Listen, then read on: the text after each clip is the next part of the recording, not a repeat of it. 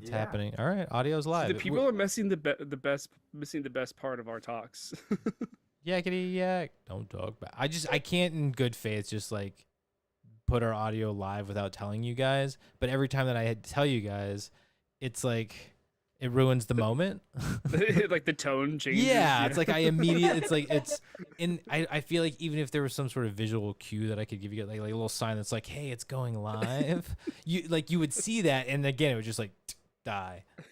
Like a bunch of kids putting their chins down. Yeah. It's like don't pick on me. Yeah. I'm is it recess yet? God, I just want to go outside. Yeah. All right. Yeah, I appreciate you guys being patient and sorry for the late start, but I'm going to play that song that we all know and love.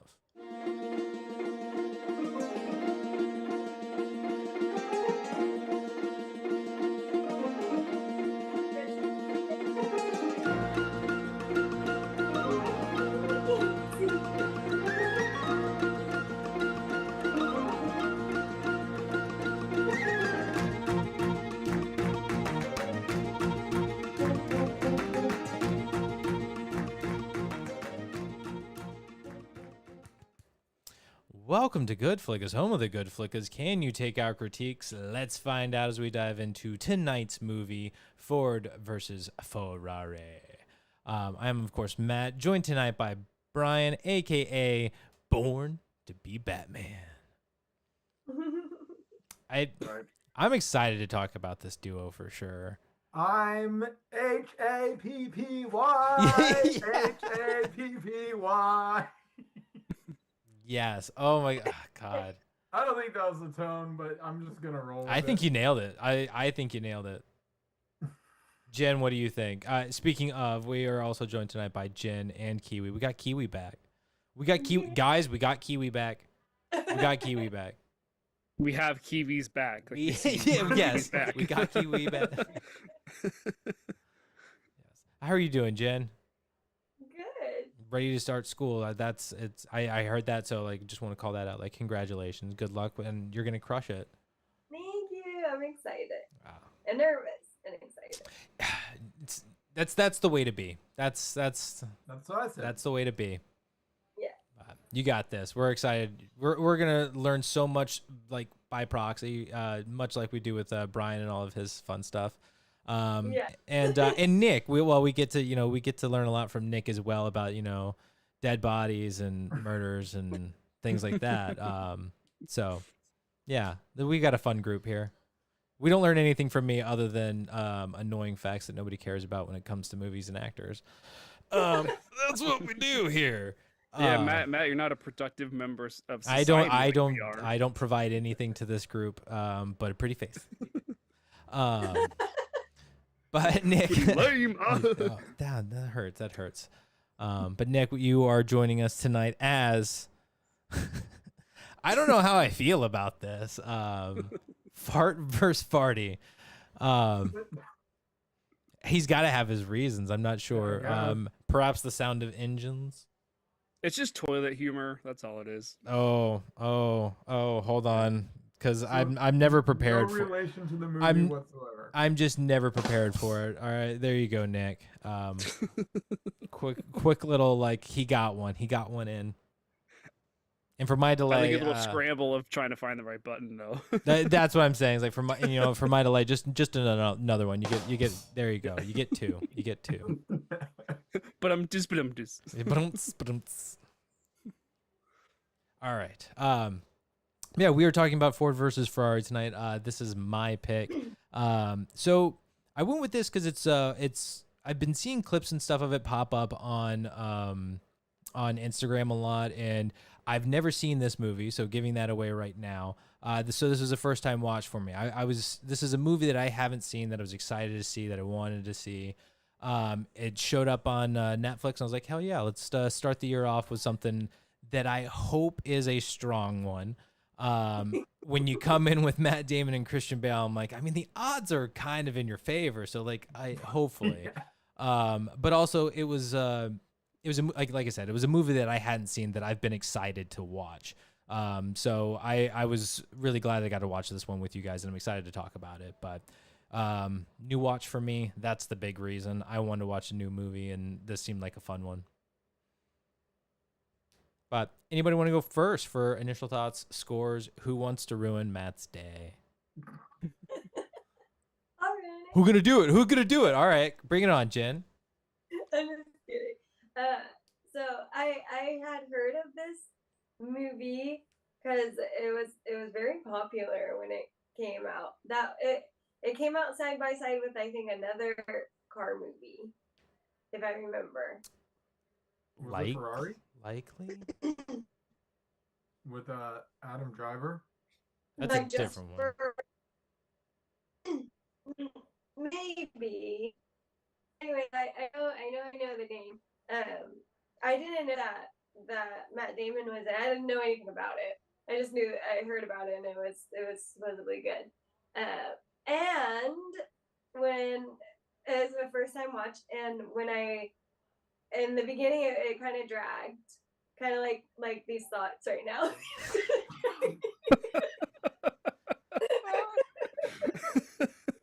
Well played, Jen. I was just like, You gotta bump that up to 7,000 RPM there, Jen. She gets it, but I'm just too, right? no, yeah, kind of like these thoughts, but it did pick up for me, especially like when we got more into the racing part. I love racing. I love fast cars. It's really fun. And I'm gonna give this a 4.7 because you guys know. I'll go next. Ford v Ferrari is a movie that I only recently had heard about from just like friends and family talking about it. I thought this movie came out this year or in 2025. I thought this was like a new movie. So yeah, I don't know what rock I was hiding under. But so yeah, this was the first watch for me, and you know, I had just a little of what to expect, but I really enjoyed the movie overall. I think the first half of the movie, I would say maybe the first like 3/4 of the movie are excellent. Um, the pacing of the story is great. The characters are great. The writing is really good. The humor is really good. Um, the story kind of falls off a little bit, I would say, in the last quarter or last third. Um, just some interesting choices that I don't necessarily agree with, but um, it was definitely the journey that got us there. That was very entertaining to watch. Just the aesthetic of the 1950s and 60s, like the costuming, the cars, it just the fashion is. I kind of wish I this movie makes me want to just throw away my wardrobe and just buy all like 1960s clothing, because there's something about the fashion in the 60s that's just it's really cool to me. I don't know. But yeah, really well done. I love the artistic direction. Love seeing all the fast cars. I just think that the story kind of falls off towards the end for me, so it's not a perfect movie in that sense. But I'm still going to give it a 4.4 out of 5. It's very entertaining. And that's not even I'm not even a huge car guy myself. So the fact that this movie even pulled that off is good. Okay. Do I start or do I? Brian, we have an audience to entertain. Do we wait for Matt? Do I start? I don't know. Just go. Okay. So Ford v Ferrari. I have seen this movie before. Okay. I don't remember when, but I know I was like, no, I have seen this. I think I want to say I saw it on a flight to Italy. And it was the first one when I was in a coma from paramedic school. Oh. I'm pretty It's sure like, what? that's where I saw it, and at that point, it was like visuals coming into my eyes and nothing processing whatsoever. I'm like, ooh, fast car. So it was definitely a different go around this experience. I've now seen it. I watched it twice. I watched it Friday night, and then I just watched it today. And this just has a certain feel to it. And the way I describe this movie would be like a Sunday afternoon movie where it's the perfect movie to put on like on a chill Sunday afternoon. That's when I watched it. What? It's when I watched it was Sunday afternoon. See, I'm telling you, Yeah. it's like it's that Sunday feel movie. I know he didn't write it, but it really felt like uh Sorkin. It felt like like an Aaron Sorkin type dialogue. Um which is a credit to the writer. It is very well written. The dialogue is great. There's some good one-liners, zingers, great use of Damon and his sarcasm. Really good use of Christian Bale, and yeah, it's a very it's an enjoyable film, but I feel like it's just a certain time that this film really feels it would be it's like a great time to watch this movie, and to me that's like it's like those Sunday afternoon movie type things. Um, and then what else was I gonna say? The interesting thing, I'm not a big race car fan. I'm not like NASCAR. They're making another left turn. It's all just boring for me. Yet for some reason, race car movies, racing movies, so fucking entertaining. I don't know what it is about how the movie is better than the sport, in my opinion, but it is. And I'm gonna say it like some of you guys are gonna laugh on some of these, but Talladega Nights was a very entertaining racing movie.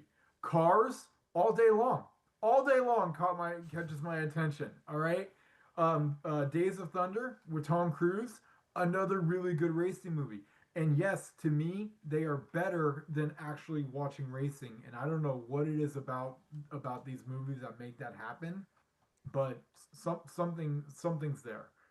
Um, Other than that, I'm really looking forward to breaking this one down. I took a ton of notes, um, scenes to talk about, head scratchers, random notes, not even like just what was going on in my head when I was watching something. So, look forward I need to to do the dishes. Yeah. yeah. Like mixed in there. Looking forward to sharing it with you guys. But this was a fun watch. It's just shy of an A movie to me, so I'm giving it a 4.4. Hey, Okay. I'm tied with Bry on the tie with Mhm. Bry. Tie with it. We're so tied, right?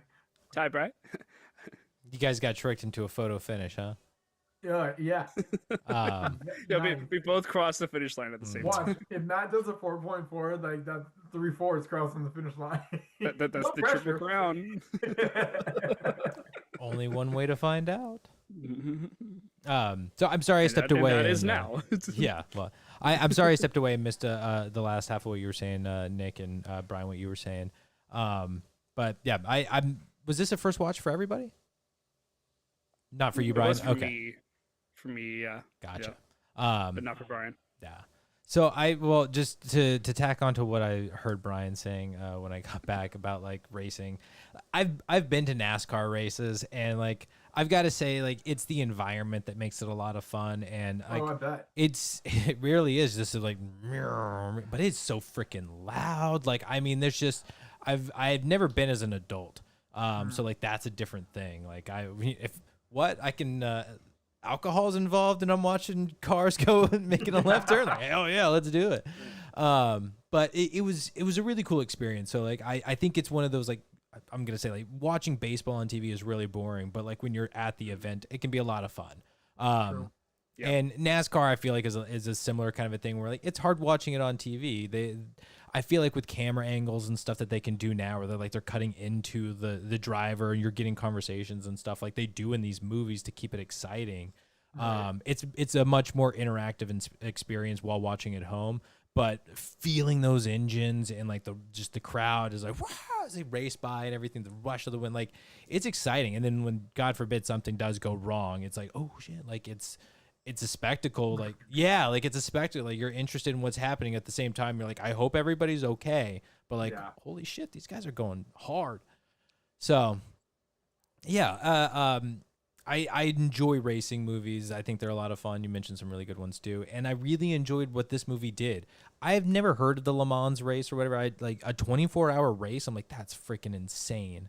That was And new to me too. 24-hour race. I'm like, that's just crazy. That is crazy. And this is a Dedicated regular fans. thing. Nuts. But what this movie did a really great job of was like it made me interested in this type of racing, in this sport, this story of like how this car got made. Like it was really this movie did a great job of showing me a world that I was unfamiliar with and make me want to know more, make me want to learn more, be part of like the guys who know, right? Like I'm not a car guy. I've never been a car guy. I've never really cared. I'm like, yeah, it's a cool looking car, but at the same time I'm like, I don't care about I think every car I've ever owned 4 cylinders, man. Like I don't push it. Like when we get to the scene, I'm going to say like unashamed, like I'm that guy. I'm that guy. That's the kind of I drive a Ford Mustang. I'm proud of it.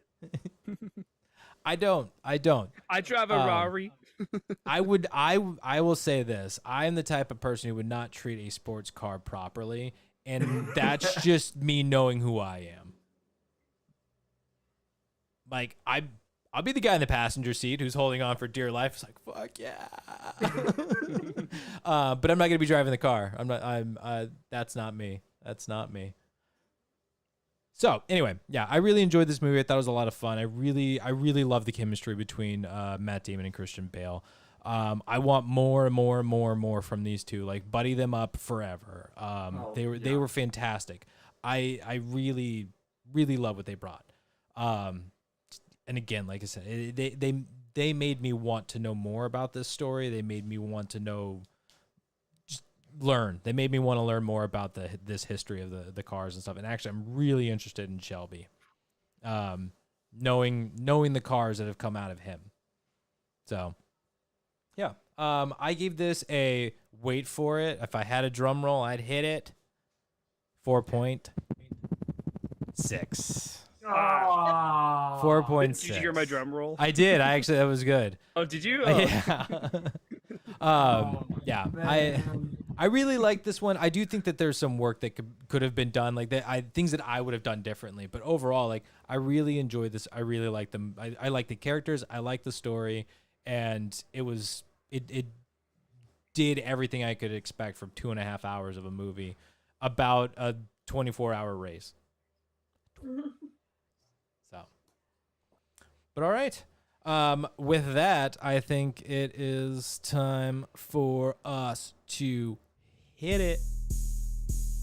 Fun facts. Fun facts. Sit your butt down cause Brian's in town. Fun facts. Fun facts. Here we go now, so let's talk about fun facts. Yeah. About to ghost ride the whip. All right. Yeah, that's what I was doing. It was like this. the Snoop Dogg.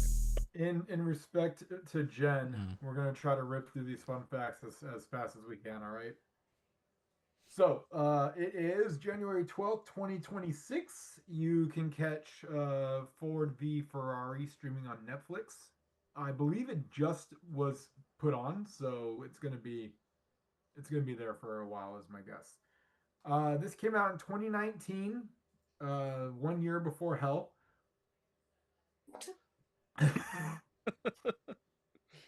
It was directed by James Mangold. Mangold. Awesome name, right? Yeah. James Mangold. Looking into him. Yeah, quite okay.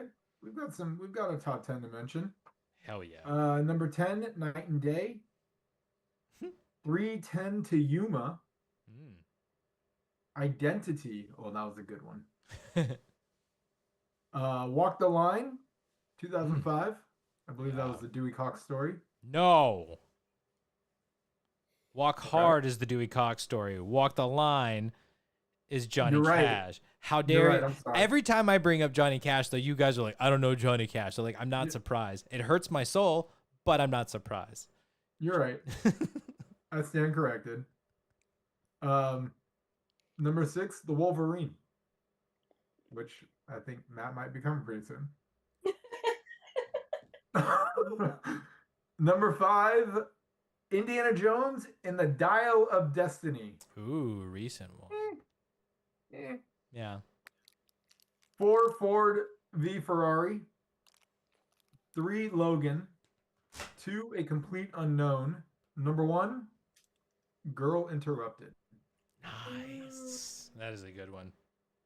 Not a bad top 10. No, you got some good ones in there. Yeah, not a bad top 10.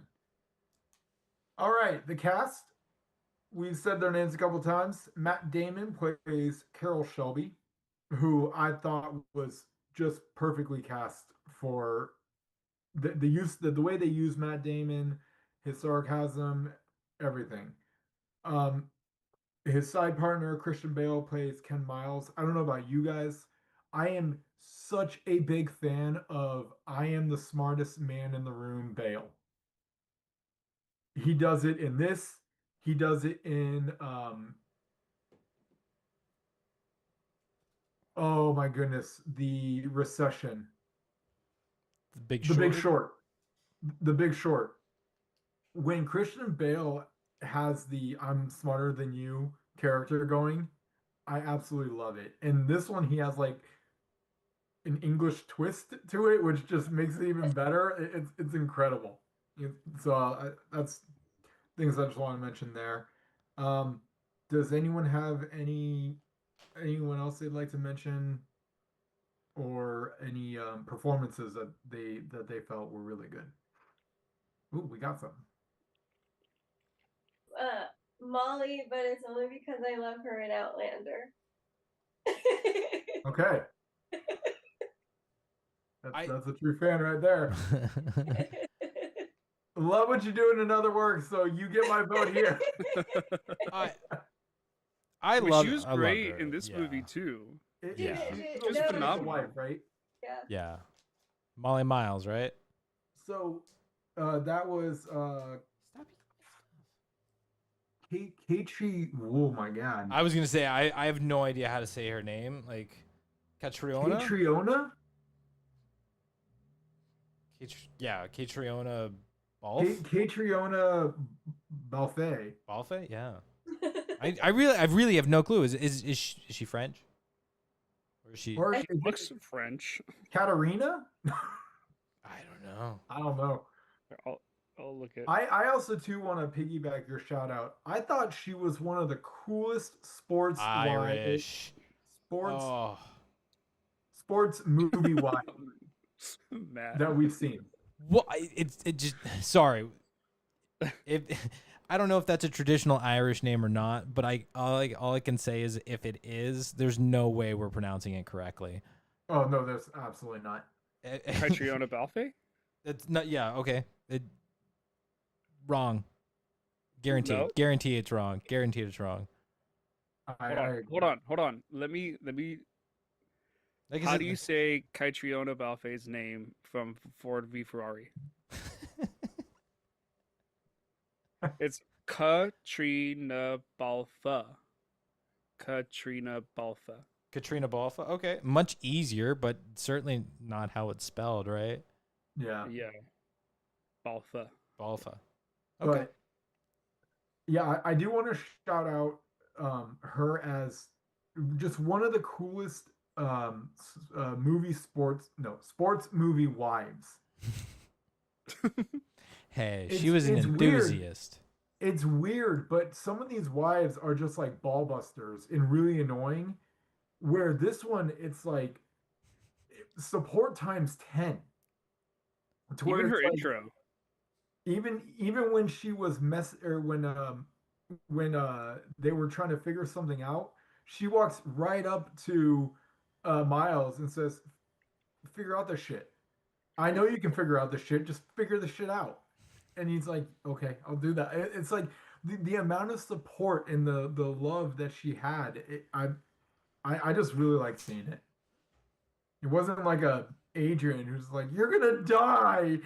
It's like, come on, man. Like, support your men. Go ahead, Stand Nick. by your man. Wow, as he was drinking too, Matt. It's all right. If he chokes, he can save himself. Almost washed the walls there. Oh no. I won't say that. I won't go into the scene too much, but just her introduction, Yeah. like, is one of the most amazing introductions ever. Yep. It's so good. Yeah.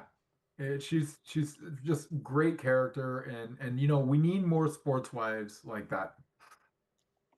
They should make a reality show. The The Wives of Sports.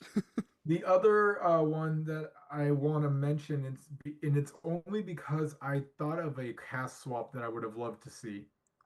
Mm. I didn't do the homework to look up his name, so forgive me. But it's Henry Ford II, played by Tracy Letts. Hmm.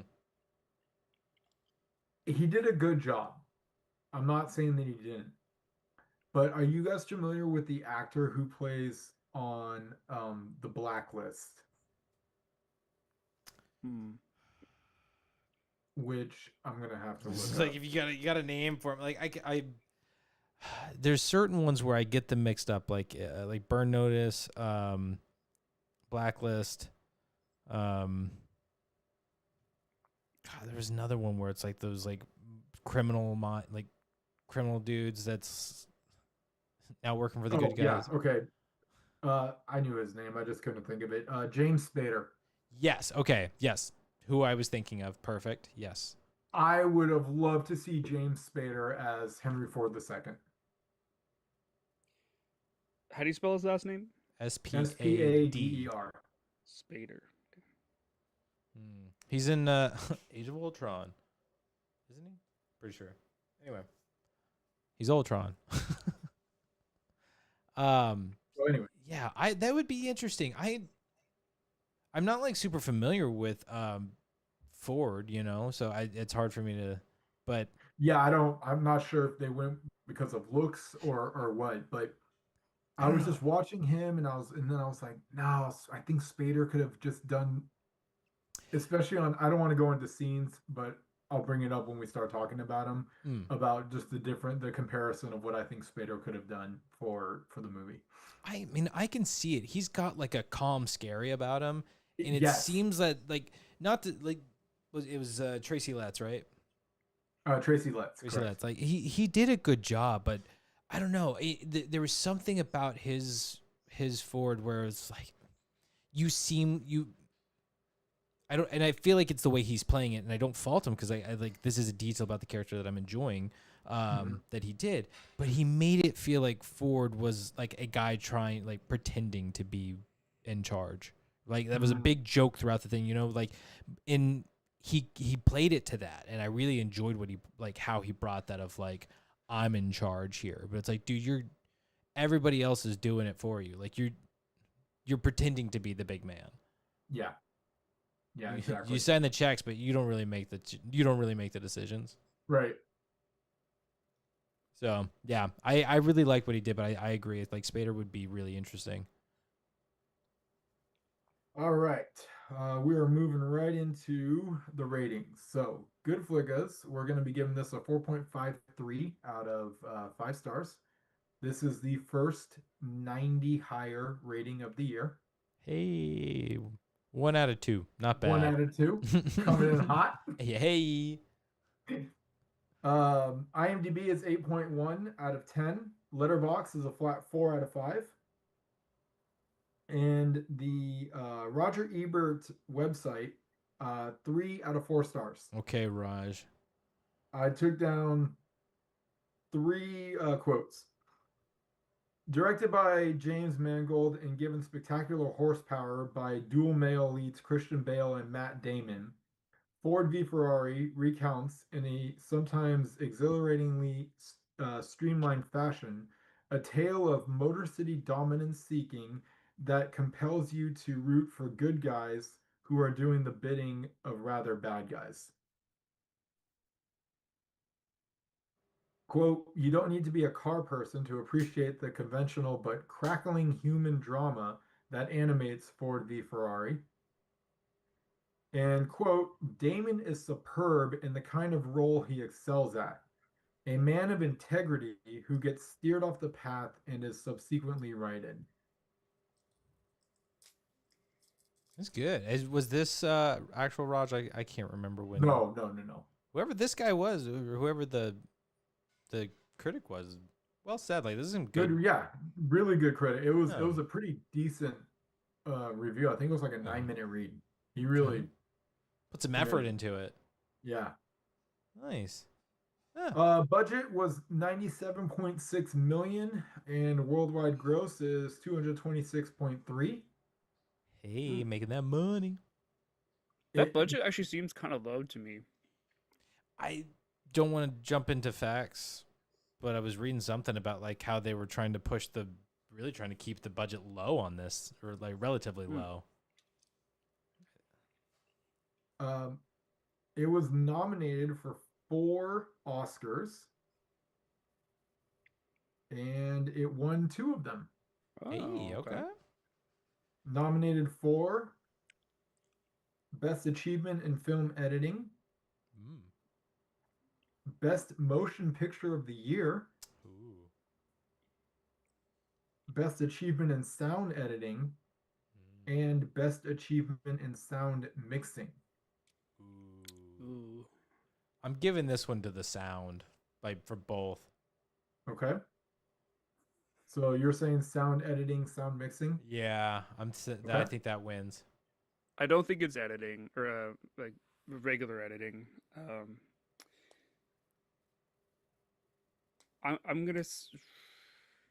I'll say 1 for best motion picture and then 1 for sound mixing. Okay. I don't know. I can't remember what came out in 19. What was the first one you said again? Film editing. Okay, that one, and then sound mixing. And sound mixing. Okay. The winners are film editing and sound editing. Okay. Oh, so close.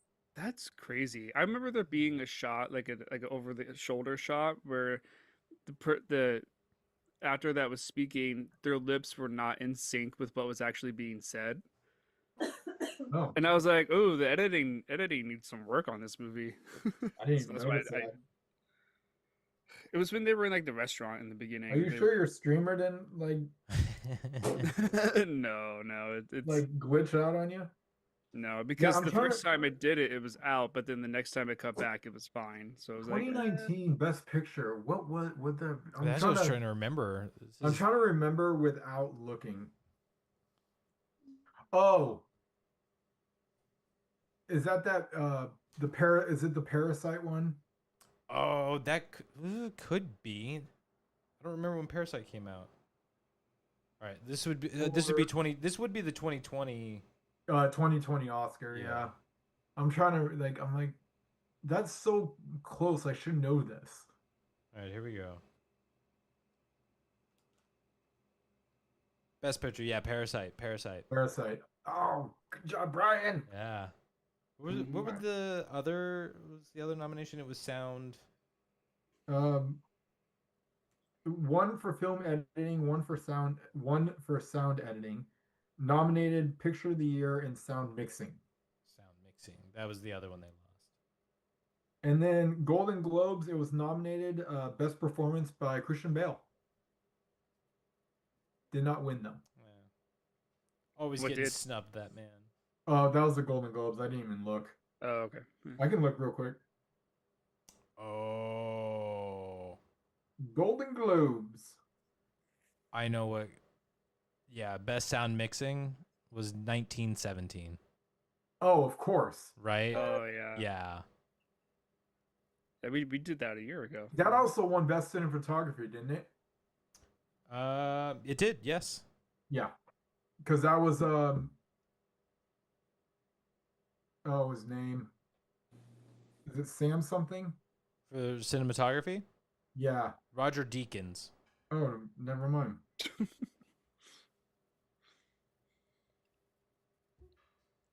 Okay, Golden Globes.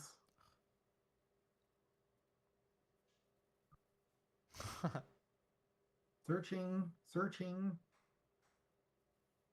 I'm reliving all of the stuff that came out in 2019, like the Joker, 1917, Star Wars, Rise of Once Upon a Skywalker, Time. Once Upon a Time in Hollywood. Yeah, I think Endgame was 2019 as well, or was that 2018? Oh, The Irishman. The Irishman, Jojo Rabbit, Parasite, Bombshell, Little Women. My God. Okay, going to the Golden Globes, best performance by an actor.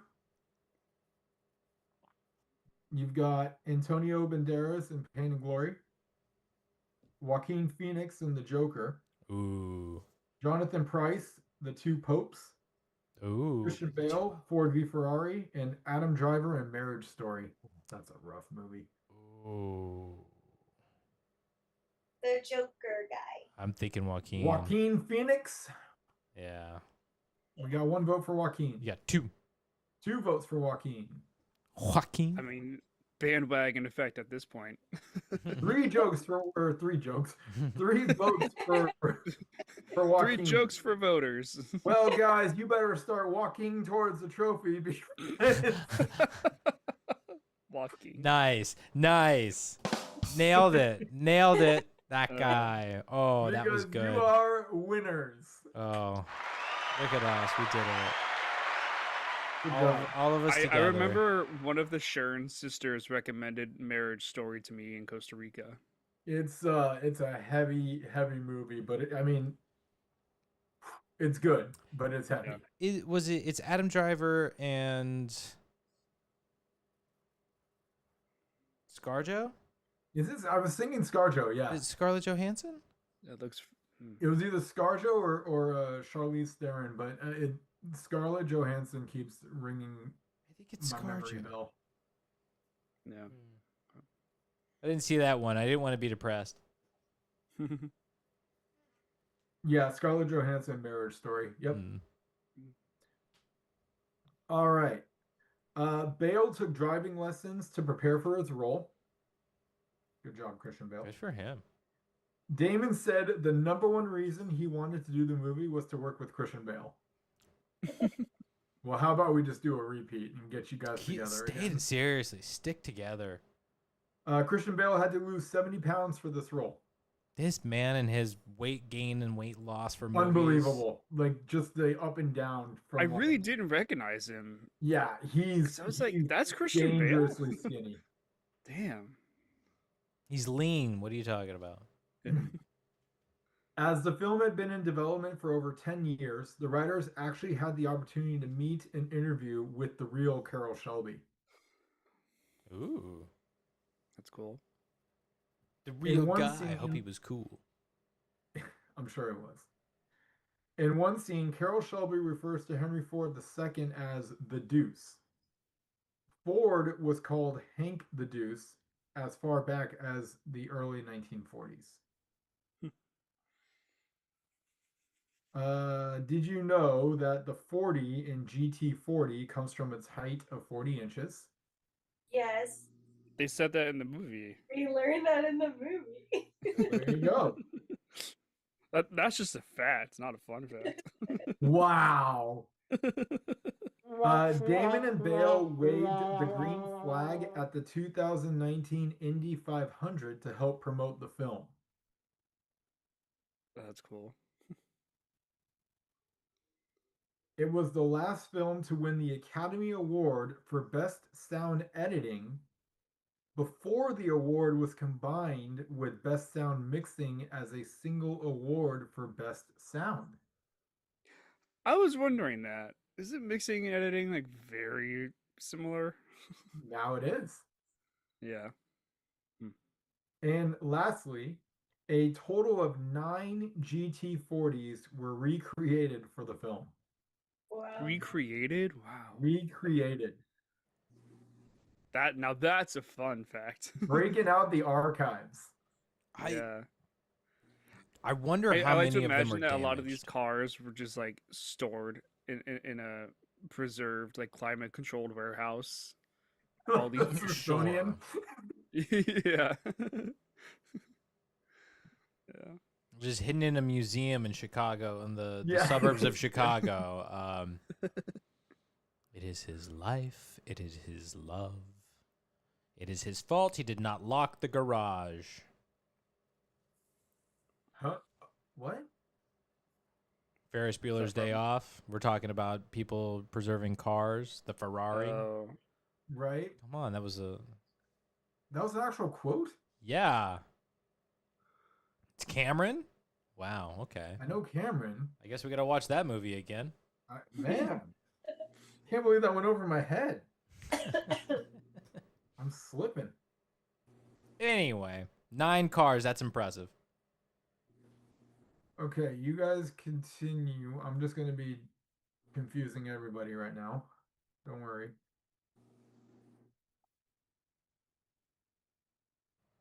Well, now I'm confused. Jamie got really fun pasta for Christmas. It's in the shape of like Italian buildings and things. We're eating it tonight, and it is so freaking yummy. Pasta into buildings? Yeah, Is that like what you they're like building shaped. Let's see if I can get one up. Hold on. Can you show us? Yeah. Hold on. All right. I'm trying to get it. Oh. I don't know what I'm looking at. I kind of loses its shape, I think. Oh, I see. What? How do you make that? It's crazy. Like they were really thin and then they just like puffed up. No, they're delicious.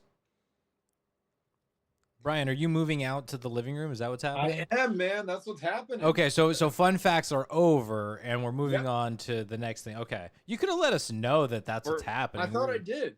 No, you just said like You just said continue. yeah, you just yeah. My bad. We're like, well, wait, continue with what? You're the one that's hosting this segment. Yeah, it was not clear that fun facts were officially over. I'm not as sharp as I used to be, guys. All right, I'm sorry. Well, it's because you haven't got a haircut in a while. Yeah, that's it. You're What a- soft now, Brian. What a jerk. What do you think it is? The 2020 Oscars? You can't get a haircut?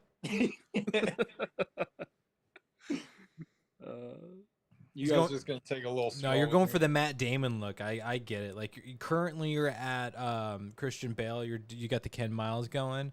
No, but- to be honest, I'm just kind of curious how long I can get it and like what it does when I do get it.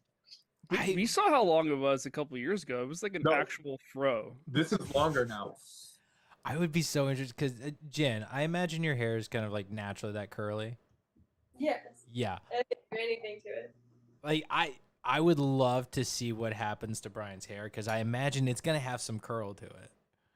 It's trying. It's like it's gonna be. I bet you could get like really good waves. Maybe. Brian, we have GoodFlickas episodes from like 2 years ago with you with like a literal fro. No, this is longer. I'm telling you. No, I haven't cut my hair since October. I've seen longer. I've seen longer on you. You're tripping, dude. All right, I'll find it and I'll send it. I'll send a screenshot. I'll find the evidence. Deep research. All right, let's talk beginning. I think Matt has something to say about that. Yes. All right. Let's hop into this movie, and what better place to start than the very beginning? A very good place to start. I enjoy this intro. It does leave me with questions that we can get into, but I love when movies, especially sports movies, kind of drop you into like, all right, you know this is a racing movie. Boom, we're racing. No context, nothing. It's like racetrack. Here's engines, go. Yeah, I was gonna say you hear the roar of the engine like Mhm. immediately. You know what's going on. And again, like it is a great way to start this kind of movie. It has the like I told Jamie when we watched this, I was like, I want to watch this with surround sound on but we can't watch this with surround sound on because we will be so obnoxious to the people downstairs. It would have been so good, and like this movie starts so strong. Like you hear the rumble, and I really love the context of it too, of like or the content of it, where we're seeing it's Matt Damon. One, all of the videos and things that I had seen from this was it's all Christian Bale driving. I was not expecting to see Matt Damon behind the wheel of this car, so that was an exciting thing. And then for them to be like, okay, he's racing and he's going down this straightaway, and he can't see. I'm like, I'm freaking out. I have no idea what's happening. All I know is he is hauling ass and he can't see. And I'm like, fuck, he's dead. This is bad.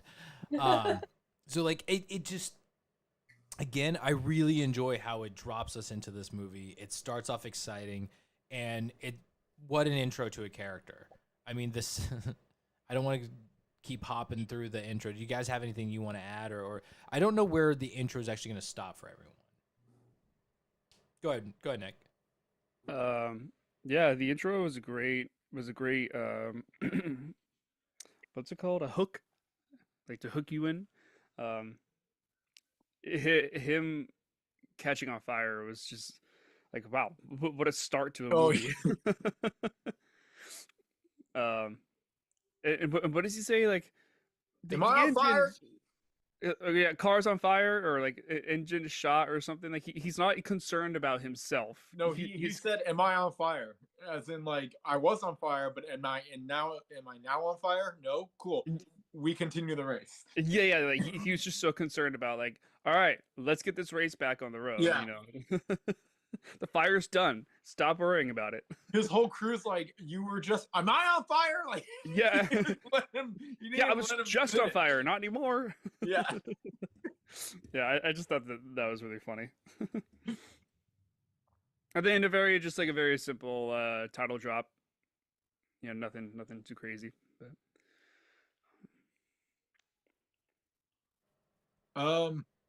Yeah, I didn't really have any actual notes about the beginning. It's a good way, like you were saying, Nick, it's a great way to hook you in. And then I am trying to wonder, like, is the beginning, I mean, does it end at the race, or does it continue into that little piece of or that little scene afterwards too? well, the race is 1959, Right. and I think after the title drop, we were into like 1963. Yeah. Is the timeline jump, right? Okay, so I guess it would probably just the race then. I mean, I missed only the saw it time once, so I jumps. don't- That was something I struggled with this movie, was recognizing what time period we were in. Yeah. Like I threw a lot of context clues and some obvious things. I was like, it's the 60s. But I didn't know what year we were in throughout most of this movie. Not that it mattered that much. Well, they say in the But- movie something. Oh, that was the 1962 issue, like referring to last year. So I Mm, figured, oh, well, then it must be 1963 current day. mm. Because then in the very beginning, the man that's on the radio, he says something about 1959. I was like, oh, okay, it's Missed that. 1959. Yeah. Gotcha. Yeah, see, I missed those little context clues, but whether we include it or not, I don't. The doctor, it's just a quick little thing, but it's what we get right after the race when it like kind of cuts to black. Yeah. See, that's what I was wondering, if that's part of the intro too. Like for me, there's a lot of, I don't want to call it a longer intro, but for the first probably 10 to 15 minutes of this movie, we're meeting all of the characters. It's introductions to each character. And I kind of like that. Like they do a good job of, like, we get to meet Matt Damon. We learn we learn a lot about him pretty quickly. But for me, the big question is, like, he's at the doctor and he's taking these pills. But I don't remember them explicitly saying, like, what's going on with them. They just keep saying, like, you can't keep doing this. It's going to blah, blah. Like, it just, like, it's dangerous to do it again. Like, blah, like, but they don't lay out any specifics. And Yes, they do. Do they? Okay. Please refresh me. I missed it. His heart rate cannot go to a certain level. Otherwise, it'll put him into a cardiac arrest, It was 130 BPM. which is Got it.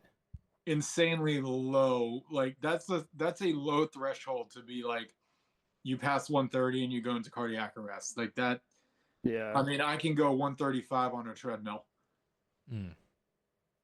Okay. You know? What was happening? Like his adrenaline was pumping so hard that his heart was basically going to like stop. I think so. I think he was just like on an excessive dose of self-administered epi.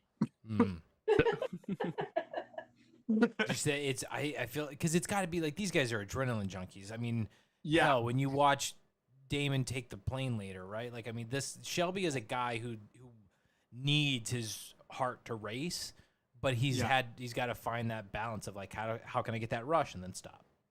Yep. Yoga.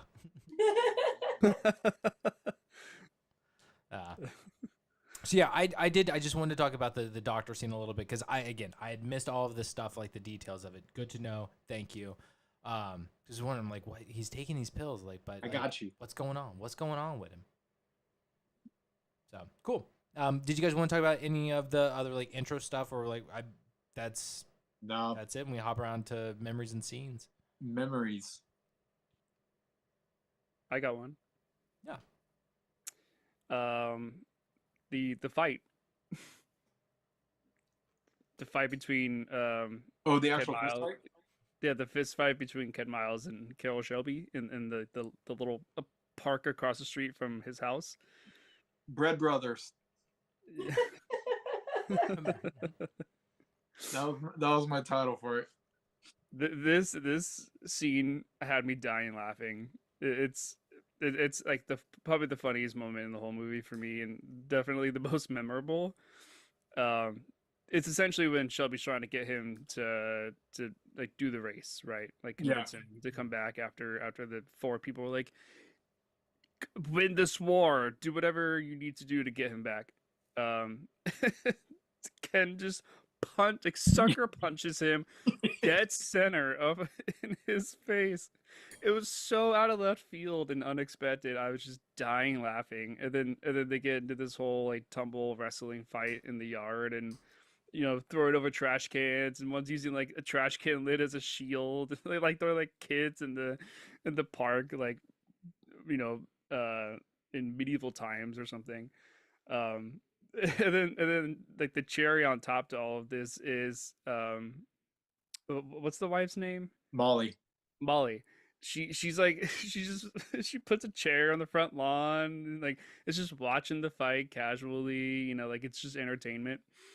And then and after the fight's over, Ken asks her to get him a soda.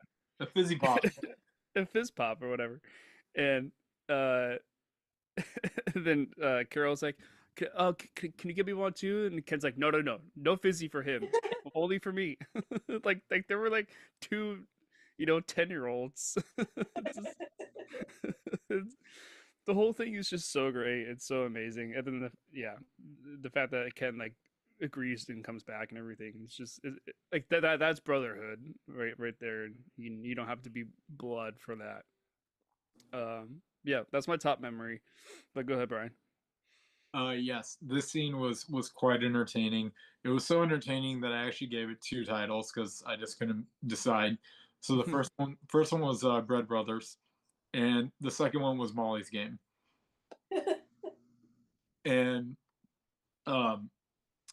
I when she comes out of the house with the lawn chair, and just sets it front row to watch them duke it out, I was like, that is hilarious. Like no freaking out, no screaming at him, just like, oh my god, just I might as well just be entertained right now while this is going down. And then the other part about the scene that kills me is when I forgot if it's Shelby or Miles. I forgot who. One of them grabs the bag of bread and tries to use it as a weapon. and then it's like one hit up and it just disintegrates. Oh yeah, I remember that. Yeah, I forgot I about that. believe it's Shelby, and I love that moment because he Yeah. grabs like a can of something first, Right. and he's like, "No, that'll hurt," and then he grabs the bread and just swings it up and smacks him in Flips the it face. over and the Yeah, bread just goes. oh god, I love that moment so much. Oh, it's amazing. Like that has to be improv or like in like unscripted. I'm not sure. I- And then also, I just love like that's truly how fights were. It's like once it was over, it's like cool. Like we're moving on. Everything's squashed. Just getting it out of your system. We got it out. You got a couple of good. Yeah. You know, they started to talk like they're debriefing the fight. Like, what was that thing you did on my chest? Oh, that was the llama grip or the Yeah. llama. Oh, The yeah. llama bite. Yeah, it's just like that's that's how fights were, and they're definitely not like that anymore. But the good old days.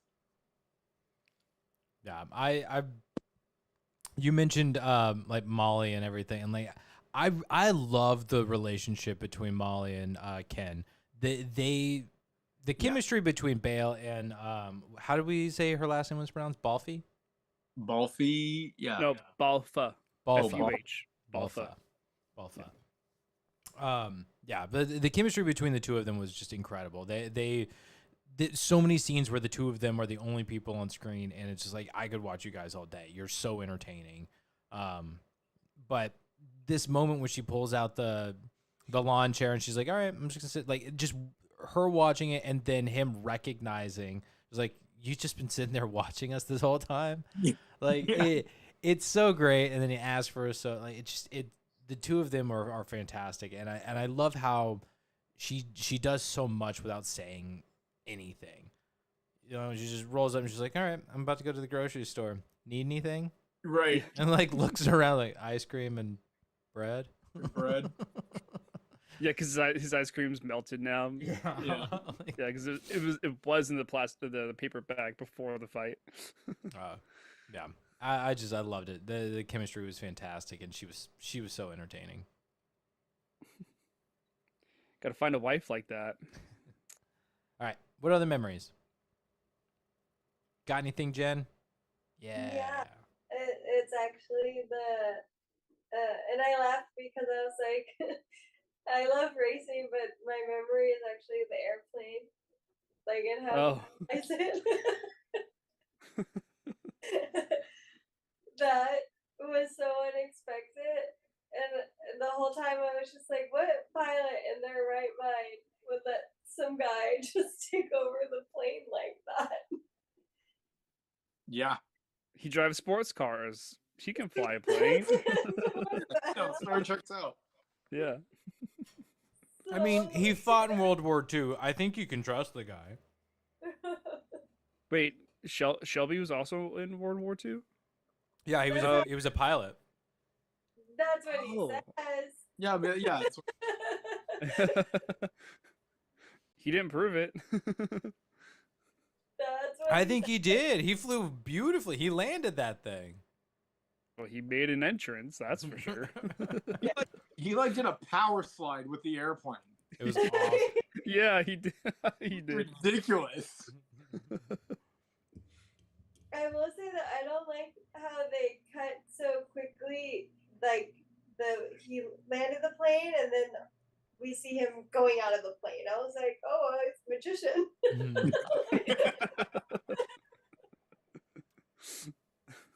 I think they could have paused for a second. Hey, but Damon was looking like a badass coming out with like the hat and the ward. He was looking good coming out of the plane. Like the aviators and everything. Yeah. Damon's one of those guys who can pull Was off the it cowboy white hat. shirt, blue jeans, cowboy hat, looking Looking like the Marlboro Man. looking like a boss. Like a boss.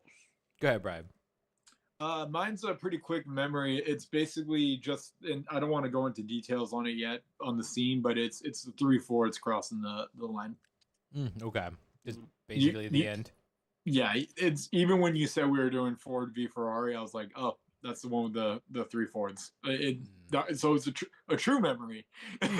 Yeah. Okay.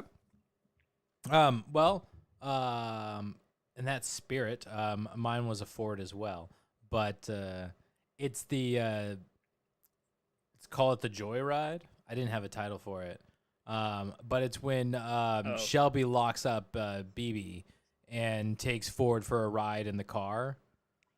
Like I didn't. It was one of those. It was one of those I moments. titled it One Fast Lesson. One fast what? One Fast Lesson. One fast lesson. Yeah. All right. But yeah, I as I was watching this one, when it gets to the end, like they stop, and Ford starts like reacting. I was like, I Yeah. don't like that moment felt so real, where it's like Damon was like, I was not expecting this reaction. Like, you know that like he's done this to enough people, right? Where you take them on this kind of joyride to like let them know like this is what it feels like this is what this machine can do. And because even his pit leader or whatever is like, this is the point where they typically the uninitiated soil themselves. And like you're seeing this in throughout the whole thing, like he's screaming, it's like hell yeah, like he's loving it seemingly, and then boom, they skid to that stop, and he just reacts. And it's like sitting there feeling exactly like Shelby in that moment of like, I don't want to say anything. I don't want to like. Are you good? That like, I was. Did I break you? Yeah, it's like, oh my god, it's like I don't know what I freaking did to him. Like I just wrecked this guy. Like I'm never gonna be able to tell this story to anybody. Yeah. Go ahead, Nick. Yeah, the thing that I thought was really interesting about that was when he started crying. He kind of goes into this deeper feeling of, wishing that his dad could essentially be here today to have experienced what he just experienced. And I don't know if it's one of those things where like he loved his dad so much that he feels for that, or if he sort of feels like imposter syndrome, like he should not be the one sitting there. It should be his dad sitting there, to like at this point in time with the company. So I thought it was very profound and very, very telling of his character. Like that was a really good character arc for him. Not arc, but just like breakthrough, I guess. Yeah. It was Go ahead, Matt. almost like a mix full of emotions. Yeah. This is what I really love about it too. Is we talked about if you want to get into the James Spader conversation, this might be a good time. But yeah, there's a better moment. But okay, sure. But what Trace, it's up to you. I don't care. But what Tracy Letts does in this moment is like it's the crying is done so well that there are different moments of it. It's like where you feel like he's feeling different things throughout it. Like he's experiencing a lot. And like you said, Nick, of like, don't know if it's like imposter syndrome or like he's remembering the times of like driving with his dad, like, is he like, what is he really experiencing in that moment? It's up for interpretation. And he does like a good spectrum of like how he is responding. And it's such a strong performance from an actor because it is like something profound has happened, but depending on where you're at in your own life, maybe every time you watch this, you might get a different interpretation of why he's crying. Like, or again, you could say he's experiencing all of it, but if you were to lock it in, like you could say this, you could say that, you could say that, and you would be right every time. Yeah, because the ride that he just went through was exhilarating. It was emotional. Well, and I can't remember. Like, there's the moment where he says, "Like, yeah, baby," like it's something like where it's like you're having a good time. Yeah, and so it's like to burst into tears afterwards. It's like, well, what's that about? There's something rooted, man. There's something rooted. Even during the drive itself.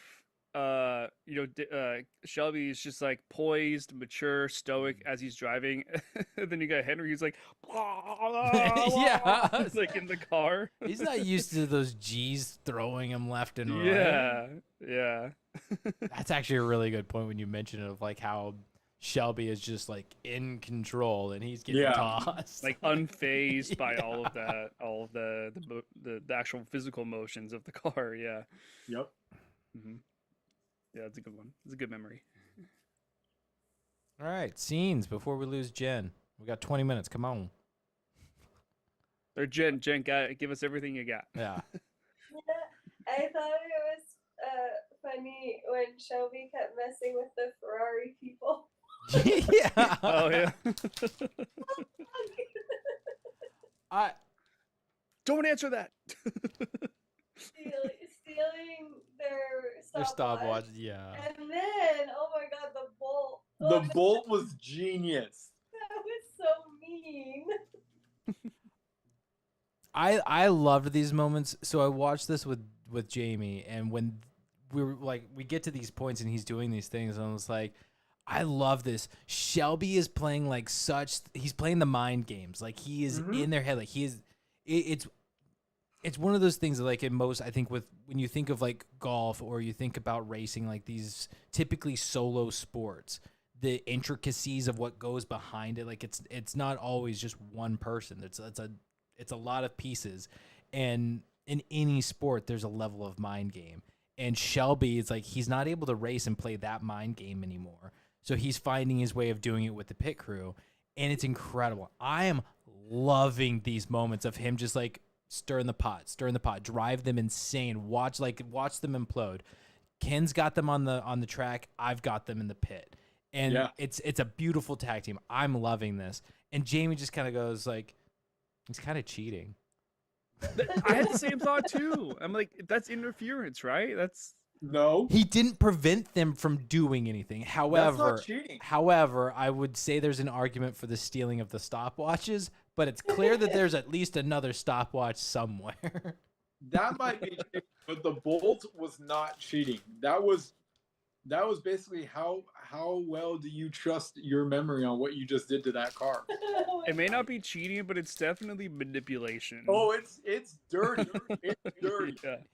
Yeah. If you're I not think the cheating, oil you're not coming out of the trying to car is win. cleaner than that. Yeah. Nice. Not. We're talking about racing. It's okay though. Jamie said something. Yeah, she did. She heard me say, if you're not cheating, you're not trying to win. She pokes you like, what now? It's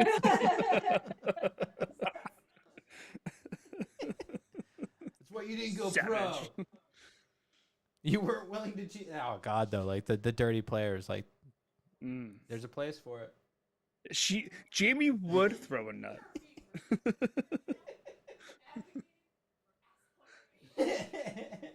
Hey, the world needs Brad Marchands in the world of sports. We need them. All right, I got. Jamie and I are not agreeing on how sports should be played right now. Do not cheat. It's not right. Sportsmanship, it is important. Go out and have fun. Remember that, Brian, when you go out on the golf course the next time. I don't cheat, sir. Nope. Throw a nut in someone else's. Go yeah. No, but I have been like on a par 5, and my opponent I'm the one that was closer to the hole, so he gets the first hit. And I was pulling out a club thinking like, yeah, that's right, buddy, I'm going to be going for it. And so he then tries to go for it. I see that he messes up. I then put my club back. I'm like, nah, I don't feel like going for it right now. Intimidation level. Mind Exactly. games. Mind games. Like, well, if he can go for it, I certainly can go for it. I'm like, yeah, but I wasn't going to go for it. Are you crazy? There's a creek on the right. There's a bunker on the left. I'm just going to lay up to about 30 yards and give me a little up and down birdie. What's the meme of like Elder Scrolls? It's like intimidation 100 or whatever. You know what I'm talking about? No. No. Yeah, I know you're making a video game reference, but I've never played that video game. Go ahead, Jen. I have another scene, and it's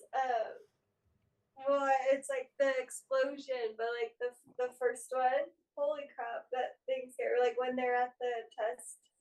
Oh yeah. I thought he was dead. Like that was a big ass explosion. Yep. They wear fireproof suits. But I mean, So the whole car just exploded. Like, that's the thing. Like, I feel like maybe they made it over the top for what it was.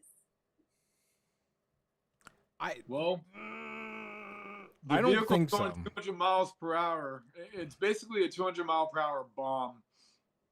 So you die. That's the risk.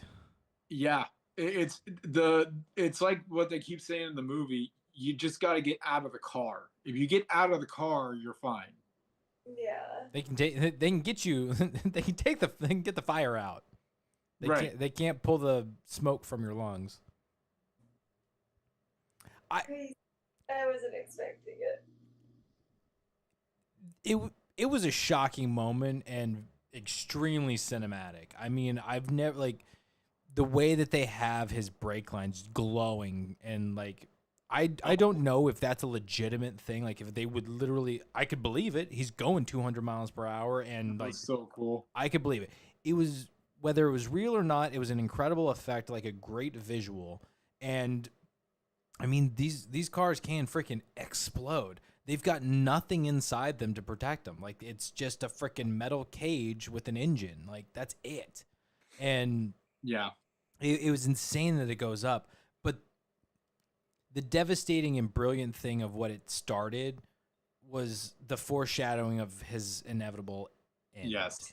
it. And I swear, like, it was when it happened and you're watching his son, like, watching it, you're already like, oh, dear God, this is awful. And then he has the moment with, I can't remember the pit guy's name, but from The Blind Side, he's the coach in The Blind Side. He's, like, trying to explain to his son, like, to the son, it's like, it's okay. Like, you know, he got out of the car. It's nothing to worry. Like, you know, like he's trying to sort of like downplay this of like, it's just the risk, man. It's okay. Like everything's fine. Your dad's fine. It's all great. And it's like, this isn't okay. Like you're not doing a good job, and you know you're not doing a good job of like making this better. But all of those elements come like, then you get the entire damn, what's the name of the race? Le Mans. The Le Mans. We get to the Le Mans race, and from the very beginning, we're already getting like teases of like, oh, it's gonna happen in this race. It's gonna happen in this race. Like he can't get the door closed, so they hammer it shut. And it's like, oh God, how's he gonna get the door open now? Then one thing after another. I don't want to get into all of the details, but like it foreshadows and foreshadows, and it just like it builds and builds and builds. Like it is just, you're waiting for it to happen, and then it doesn't. You're like, oh, you bastards, you messed with me so hard, and then comes the hammer. But like, oh yeah, it's brilliant and devastating, but it's oh man, is it hard to watch sometimes? Like it's getting you. Go ahead, Jen. So I have a confession. I chat GPT'd if he dies at the series. So I knew he was gonna make it, but I didn't know like it was saying about the end because I'm not gonna watch car accidents and death. No. My God. But I had to know. Like before you started watching the movie, or while you were watching While I was watching it, after okay. so they had the big explosion. I was like, holy crap! And then he's talking about this race. I was like, nah. I was like, what's gonna happen in this race? But I didn't know like about the 3 cars finishing or breaking world records. Like I just strictly was like, does he die at this race? And it said no, but he dies at the end. I was like, oh, thanks. Serves you right for researching. Yeah. I could not sit through that comfortably and be able to focus on what's happening with my anxiety would have let me. So I cheated. That's my confession. Goodness, you're just like Casey. Casey constantly researching things. I was like, just watch. No. Not with car crashes and death. No. I just wanted to respond to Jen's scene with. I think the writers did a really good job of incorporating his son's fear of his dad possibly dying in the sport. Like there's so many scenes where his Peter. Yeah. There's so many scenes where you see him tearing up and getting very worried about the possibility of his dad dying during these races. Yeah. And I really like that touch. Like it really gives it gives the family dynamic a lot more depth to them and like how much they care about each other. So I just want to mention that.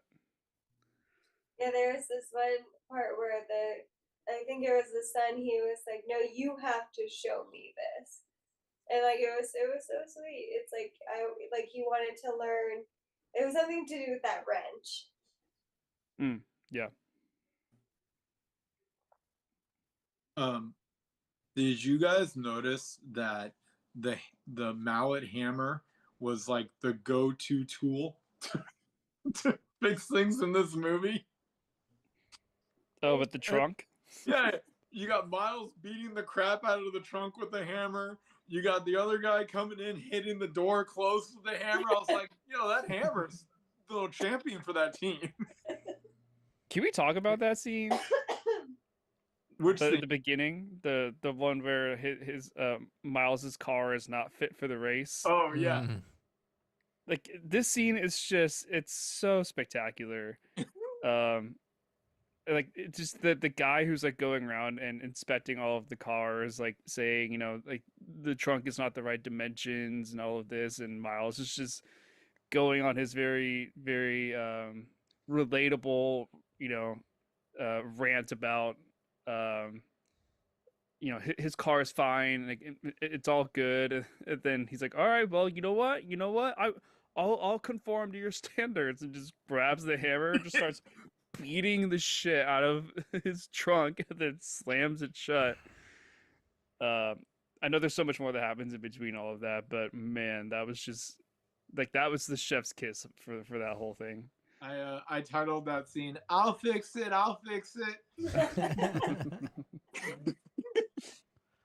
Well, and like you don't even see the hammering happening. You hear it first, and then you see Shelby like reacting to it, like what the heck is going on over there? Yeah. And he's just such a reactive guy. It's like Shelby's trying to get it to the point where it's like, dude, just relax, talk to the people, and you'll be fine. You'll be fine. Like stop reacting with piss and vinegar, and just like look. Stop pissing everybody off. Relax. Win the race. You're fine. No, but that's Miles's character. He's like a man of the people, right? Like he is how most people would react in a situation like this. Where Shelby is a little bit more of the level-headed, mature, more experienced driver. He's played the game. But people.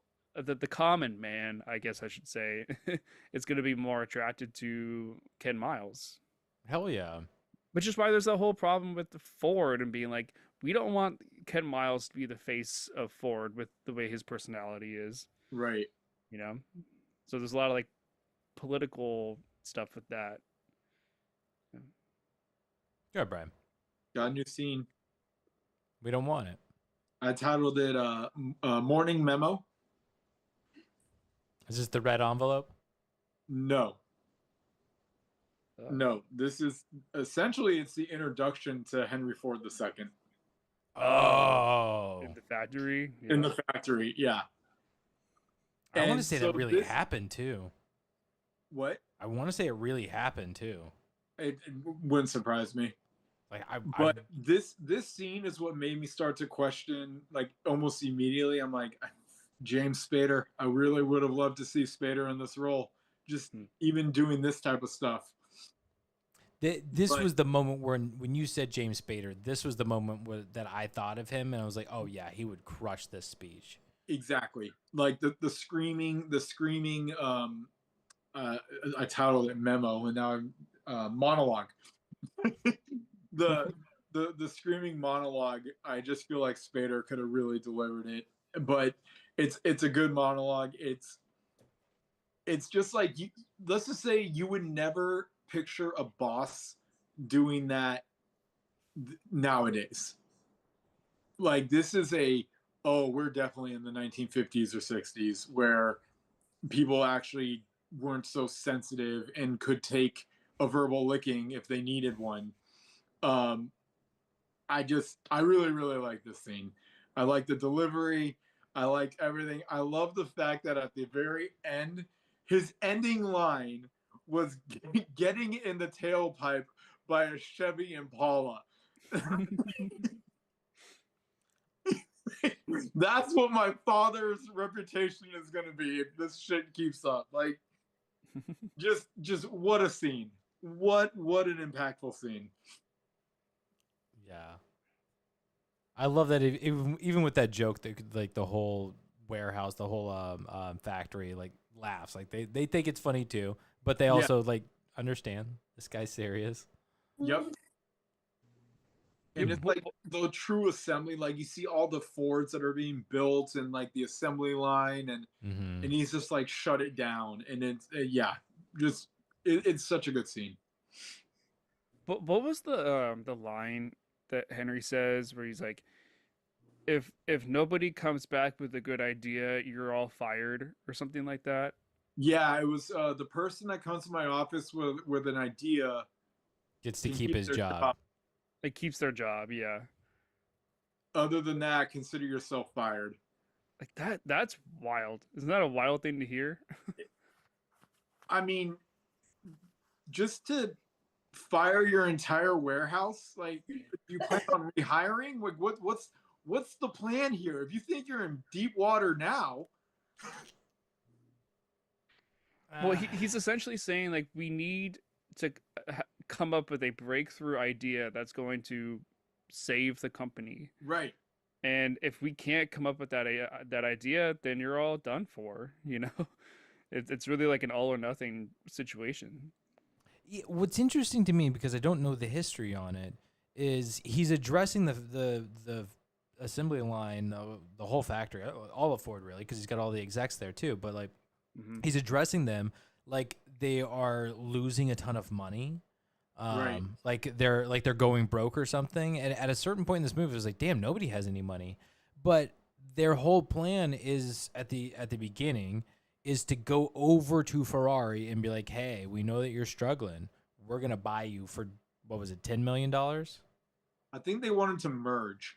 Yes, essentially. But that's why the question of if we want to go to Le Mans and you don't want us to go to Le Mans, do we go to Le Mans? And he's answering like, no, you don't go to Le Mans. So basically, it's like, you are buying us. It's not. It's not a 50-50. Right. So like that's like, if they're struggling so much, they need some big idea. How is it that part of that big idea is basically like, we're gonna just buy them out? Like you're not doing so terribly from the sound of it, is all I'm saying. But I don't know. You're saying Ford buying Ferrari? Is that what you're saying? Yes, yeah, because that's the plan. It's like, if Ford is doing so poorly, how is it that you can afford? Well, and I guess maybe that is the strategy of like, maybe they aren't doing well, and they are. The merger is like, we're taking two guys coming together to make it like a super group. Because we need you as much as you need us, but we're gonna be the bank here for a minute. So we've got 51 out of 51-49. Is Ferrari the luxury brand for Ford? Kind of like how Infinity's the luxury for Nissan, Acura is the luxury for Honda, Lexus is the luxury for Ferrari is Toyota. Ferrari. Yeah, but are they like the luxury for Ford? No, like those other companies are. That's kind of like how that was like the plan. They were trying to like it was going to be Ford Ferrari. That was why they were trying to create this merger of like we're gonna get our name into Le Mans, and the fastest way to do that is basically buy the guys who are always winning, nobody can beat, and throw our name in front of theirs. But Ferrari, as far as I know, is still just Ferrari. It's not owned or partnered with anybody. Like they're doing just fine because they are a luxury car. They are and they've got to have a massive facility now. Like, I mean, I don't know if they're all still like handmade, but if they are, they're being made by a ton of people now.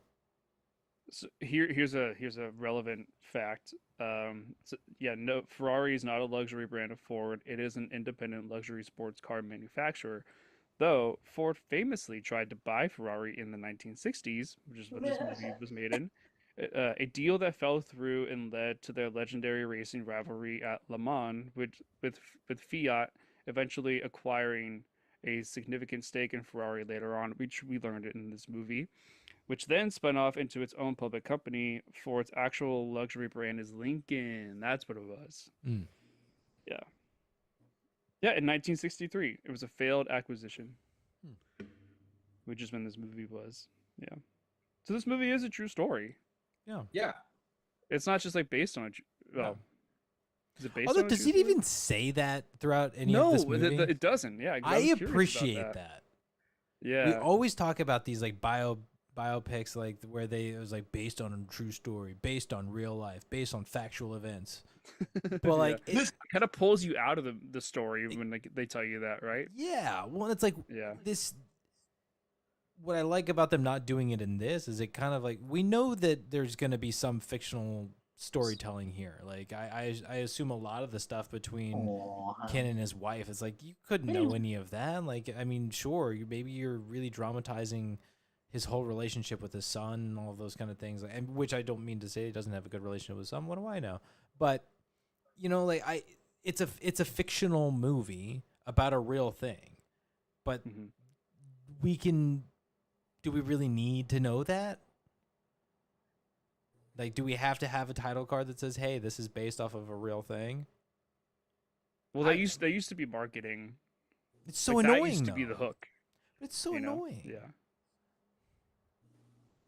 It's Jen, do you got anything else? Yeah. Oh, I gotta go. Okay. Do you happen to have next week's pick? I do. Do you want to tell us? I'm very excited. You want to tell us? Yeah, I'm really excited. So it's on Netflix, and it's called Facing Giants. It's the football one, right? Yeah. Okay. I'm aware of it. I'm aware of it. Okay. I thought you were gonna pick Titanic, but I guess not now. No. I choose this one. I'm so excited. I wanted to see this for a very long time. Okay, so we got a couple sports movies back to back. I can dig it. Although it's football, so it better not suck. Yeah, it's our theme for January. Sports January. I've never seen it. Why am I blanking on Wrath of Man right now? I'm like, oh, it's the that's it. Not sports. No, it was like the furthest from it. Although shooting people and all of that, it was pretty recreational, I guess. Yeah, okay. Yeah, and he's an amateur marksman. Hey, remember when you guys shot me with those paintballs? That was a sport.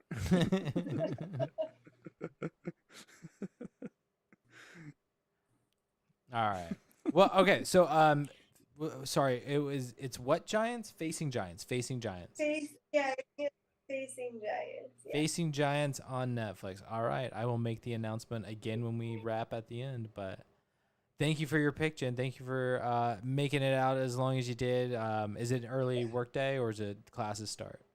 Yeah, no, it's early work day. Gotcha. I'm hoping like after a couple more weeks I'll be more used to it, and then I'll be a ride or die again. But I just can't. I'm just falling asleep. That's fair. That's fair. You got to do what you got to do. But have a good night. Good luck at work tomorrow. Thanks, yeah. And then who wins this Yes. for me is Christian Bale for sure. His portrayal of Ken Miles was like hypnotizing, like so good, so good. So he wins it, Nice. and that's All it. right. All right, night, guys. I'm out. Good Night, night. Jen. Good Sleep tight. Night. Good to see you guys. It's good to see Miss you. you. Bye. Okay, Facing Giants. Interesting one. All right. So I can't remember what scene we were in. Or were we about to start a new one? No, just new topic or new anything. Okay. I have a moment. It's so quick, so I can't really call it a scene. Okay. But I touted it. Great minds drive alike, Mm. and this is when, because they did it a couple times, Mm-hmm. but it's the first time that is the most impactful. Where, oh, I remember, Miles is driving one of the races. He's in one of the races, and Shelby is on the sideline with the pit, and all of a sudden he's like, "Not now, not now, now." And Yeah. I'm just like, Shelby's so good at racing, he can race without even being in the car. And right when he says now, Miles shifts it, so it's like it shows that they have equal skill sets, which Mm-hmm. also brought me to a head scratcher right off, or immediately after, of who is the better driver, Shelby or Miles? Ooh. Nick's got his hand up. Yeah, you're kind of leading me into a thought that I had about like towards the end of the movie, just in general. Sure. Um, I kind of wish there was a moment where we got to see Shelby drive again, like in one of the races. Mm, Like if like a flashback. no, just if Miles was having some kind of like a health condition during the 24-hour Le Mans race, and Shelby needed to essentially step in and take over. Like I got this, buddy. Like I will fill in your shoes just the way and drive just the way that you would. And then Ken Miles can get better, and then switch back again to like finish like the last leg of the race. Well, So I would have liked something like that. that was more like movie Hollywood magic type thing, because remember, they are trying to keep this as real as possible. Yeah, but like I agree with the whole like it's very like telepathic driving. Because that was when he was essentially saying not now, not now, about getting up to 7,000 RPMs, right? No, when to break into a turn Oh, you're right. Yeah, you're right. or shift into gear, or or pass somebody. I forgot what it was, but Yeah, because he like turns left or whatever as soon as he says now. shoulder, and then he takes the win. Yeah, Yeah. go ahead, Matt. I enjoyed those moments because it's one of those I find myself doing it when I watch hockey, where I'm just kind of like, no, hold it, send it back to D. Like you just kind of like you're able to look at the outside and kind of Yep. you can feel the rhythm, you can feel where things need to go, and it's Yep. Believe it or not, I'm the same way with golf. Just watching on TV, it's like it's a little harder because it's not as forward momentum, Mm-hmm. but you can you can take your look and you're like, oh no, he should be aiming a little bit more towards the left or towards the right, or something like that. Yeah. So yeah, I love that because it shows that Shelby is still in it. Like and because I think the first time we meet, or I shouldn't say we meet, but when the first time that we see Shelby and Ken coming together, it's we hear that like there's this rumor that the reason Shelby stopped racing was because he lost his nerve, like he got scared, and that's like it's kind of the insulting thing. It's like because he knows that that's not why. Like if he could still be going, he would. And those moments when he's watching a race and he's still in the zone, like he's that much of an expert, he has that level of skill of racer that he's like, hold it. Like he sees it all. And you bring up like who's the better racer. It's really interesting because they both appear to have the same skills, the same skill set. I feel like Ken might be better, but we're seeing his expertise with like he's riding it and he can feel what's wrong with the car. We don't get to see that from Shelby, so we see a lot more of his of Miles's expertise. But they see the field differently, right? Like the way that they describe it is the same, but it's how they experience it that's different. So I feel like it'd be impossible. It'd be awesome to see him race, though. Go ahead, Brian. You've been patient, holding your arm up. I think, actually, I don't think. I know we're pretty much getting into a Rocky Apollo debate where you look at them, you're like, well, you think Rocky's better than Apollo? This is what I'm saying. You think Rocky's better than Apollo? He beat him one time. We don't know. One time. That's why I love the ending of 3 so much. Where it's the still painting and it's like who wins the fight. It's like one of the biggest debates in cinema history. But when you're looking at this, I think it's safe to say that both Shelby and Miles are equally skilled, or not equally, are very talented drivers. Very, very talented drivers. My personal opinion, this may be a hot take, I'm not really sure. I think Shelby is the better driver than Miles. And the reason why I say this is I think Miles knows his way around a car. He can hear it. He can feel it. It talks to him.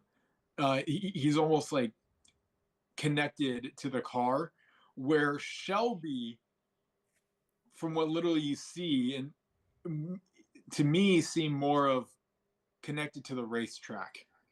It's like, I know he knows cars, but he has a connection to the track. When to turn, when not to turn, when to shift, when not to shift. And he knows how to get the job done for the win, because that's what he's going for. Where I just didn't get that same feeling from Miles. Now, not to take it away from what I saw, the man can drive. But I personally think Shelby is a better driver. I feel like Miles just he's reckless in a sense that like he pushes his car to its limit, and sometimes that limit is a little bit. But again, I think it's because he knows he can hear. He can hear her. He's like, no, you've got some more fight in you, girl. Let's go. But I mean, and to be fair, he's right. I mean, the times that he pushed his car is like it was fine, but it's also how he figured out the brakes problem. Right. So it's like that's something they have to avoid, but it's not something they could completely prevent. So it's somewhat unpredictable. Is what he lost for a second there during the big race. Like he got that, I can't remember what they called it, with the brake ride or whatever. Like he got a little bit of it. He was able to kind of catch up, and then like, all right, let's replace him. But like it caught him, and it cost him 2 laps. Yeah. So I don't know. I think that like probably part of your argument there is that like he is a skillful, knowledgeable driver, but he is aggressive and unpredictable. And that just that and risky. yeah, it leads to potential problem. Whereas Shelby has like the mindset of like he sees the field and he can like he's a chess player. He's like like the wise driver. Yeah. Yeah.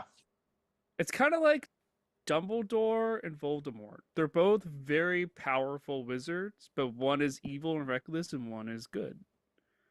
Okay, the fact that you imply that that Ken a good Miles analogy? is evil, I don't appreciate. Yeah. No, just more like wild and reckless, I guess. You could have said Dumbledore and Dumbledore, who is reckless. A reckless Dumbledore. You've got the original Dumbledore in Philosopher's Stone and Chamber of Secrets, and then you get new Dumbledore.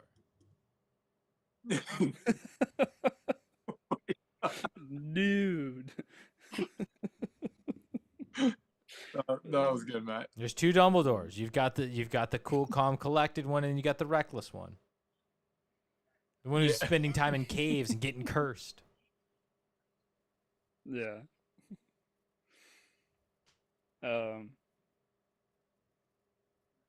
Can we talk about Leo Beebe?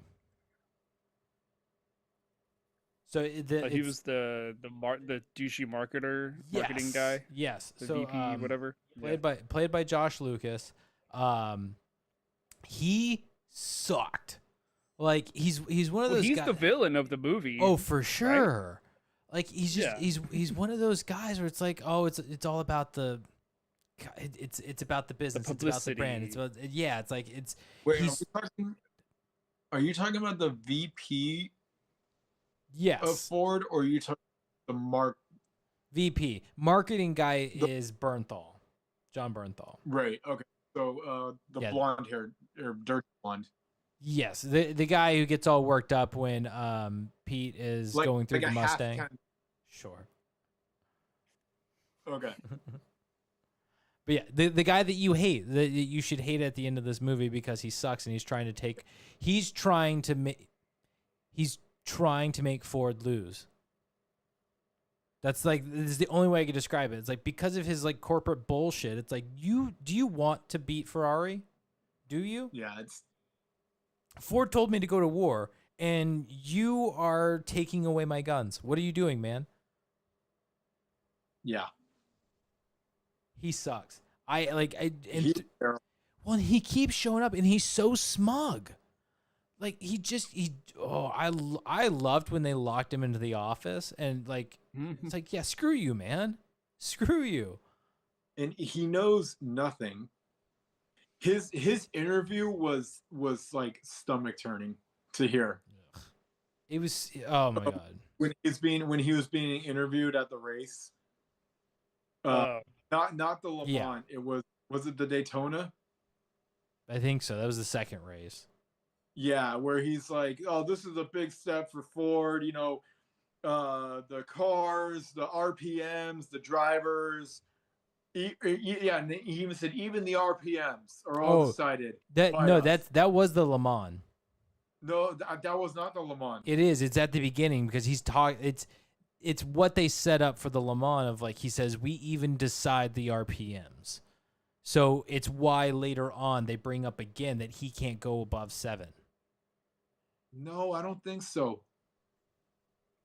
No, because the Le Mans starts at 4:00 in the afternoon, and it ends at 4.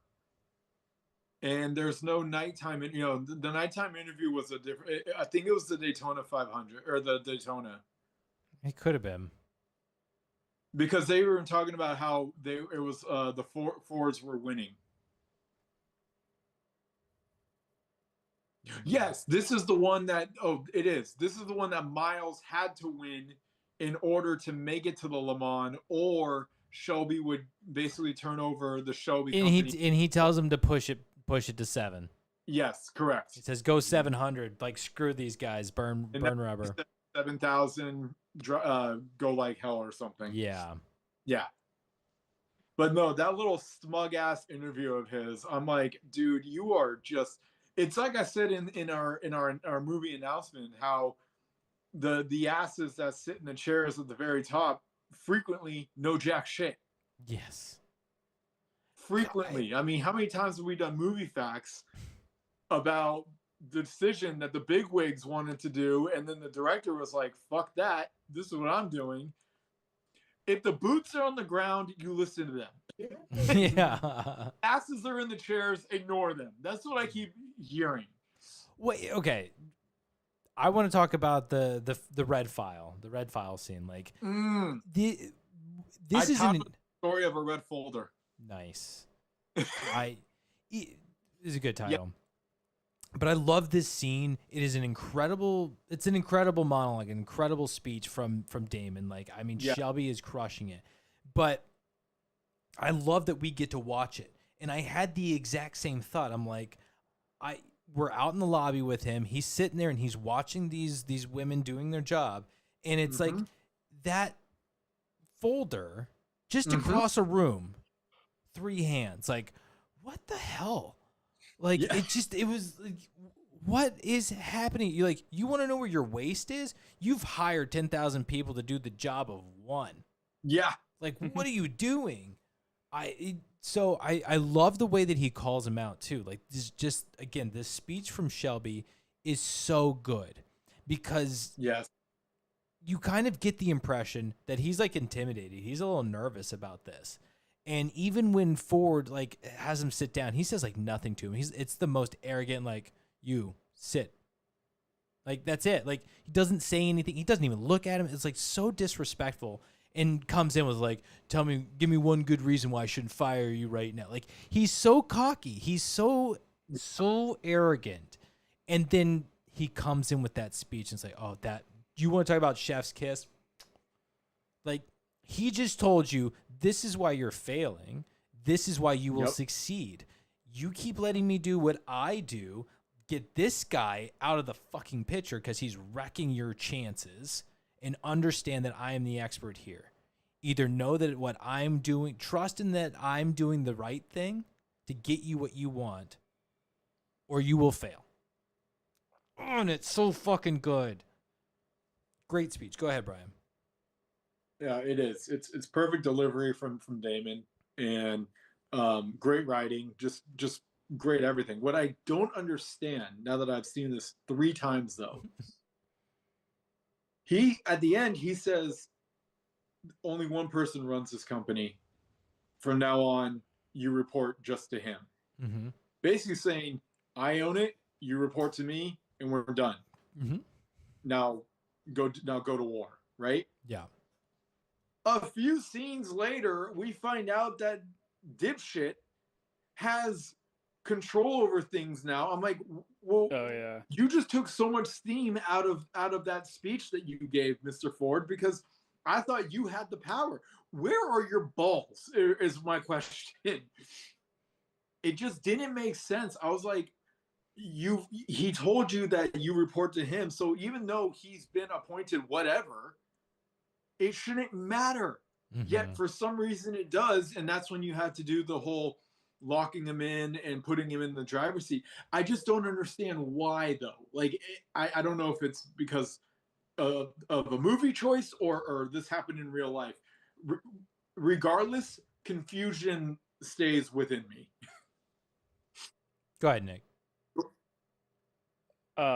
Did you want to respond to that, or because I kind of have you don't have a question response. Okay. You don't have a response? You don't? No, I do. I'm asking you to go first. Okay. So I remember the whole line about like go to war, right? To like essentially send us off. It's my interpretation that this whole thing about building a car to beat Ferrari is just because of Henry Ford II's ego being bursted by being called a pighead who is not his father. Oh no, that's not. No, it was the line that got him was, tell him he's not Henry Ford. He's Henry Ford II. Well, yeah, saying like he's not his father, That essentially. he Yeah. didn't care about the look insults or anything like that. It was the name. That It- just like second in line. It's the not second. just You being the are second, but, number like, two. You are number two. You are You're not number one. yeah. You will never and- be number one. Like that was like, you can call me fat. You can call me a slob. You can call my my executives or whores or whatever. No, their mothers are whores or something. Their mothers Or are their executive mothers are whores. Like Oh. say all you want, but you call me number two. That's the line. So it all really at the end of the day just became like a pissing contest. Yeah. Like it wasn't really about Ford trying to save the company. It's the big idea. The whole Ford the whole reason for winning the Le Mans, the whole reason for it's really just to say fuck you to Ferrari. I built a better Yeah. car. But he doesn't understand what that means is the problem. He just has the goal in mind. So he has the tools at his possession. He doesn't know how to use them. Yes, that's what I'm saying. It's like he doesn't understand. Ferrari builds these cars to win this race because he understands what needs to be done to win that race. Like what the car, like how do I build a perfect car? How do I make it better? How do I make it faster? How do I make it win this race constantly? And how do I improve the next time? Like that's the whole thing. That's all Ferrari is doing. And Ford is so butthurt that he's like, I've got to join this. But he does not comprehend that. And because he doesn't, and I imagine like he gets frustrated and like, I don't care about this. Like there's so many other problems. That's why he gives it to BB. That's why he says, BB, you take control over this because you care. You like, this is your project. You work on it. Like he basically washes his hands of it because he doesn't understand. And BB only sees it as the numbers. Like it's just it's data, it's information. That's how we're gonna win. That's how we're gonna beat this. Is using the data, using this. And it's like that's not how you win. It's not about building the fastest car. You need to build the right car with the right driver. Go ahead, Brian. I mean, this is like a perfect case in point when they're test driving the car and they've got the computer system in it, and which is weighing down the car by I don't even know how many pounds. In the 60s, could you imagine a freaking computer? I know. Yeah. It's got the cords like mangled up in miles way and everything. And they're like, rip this out, get me cotton and get me tape. And all of a sudden they figure out what's going on with the air and you know, the airflow and everything. And this is like, again, it's the example of just, you put them there in the driver's seat for a reason. So let them do their job. They know these cars better than you know your own family, I bet. Let them cook. Let them cook, exactly. Yeah. How long do we think it took them to tape that damn car? Oh my God, so long. Oh, this is so annoying. I mean, like that's, well, depending on how many people there were, I'm going to say 15 to 30 minutes. Yeah. Exactly. If it's like multiple people and like, you know, two people on each side, like two on the front, two on the side, then it could probably go by pretty quickly. But yeah, what also got me on that scene is the people that were like, oh, the computer will get it. Once they see what they're doing, he's like flying. They've got their binoculars. He's like, he's right. Like they're all like into it. Like, forget our computers. This is what's up. Yeah. It's like Mythbusters doing their shit. God, yeah.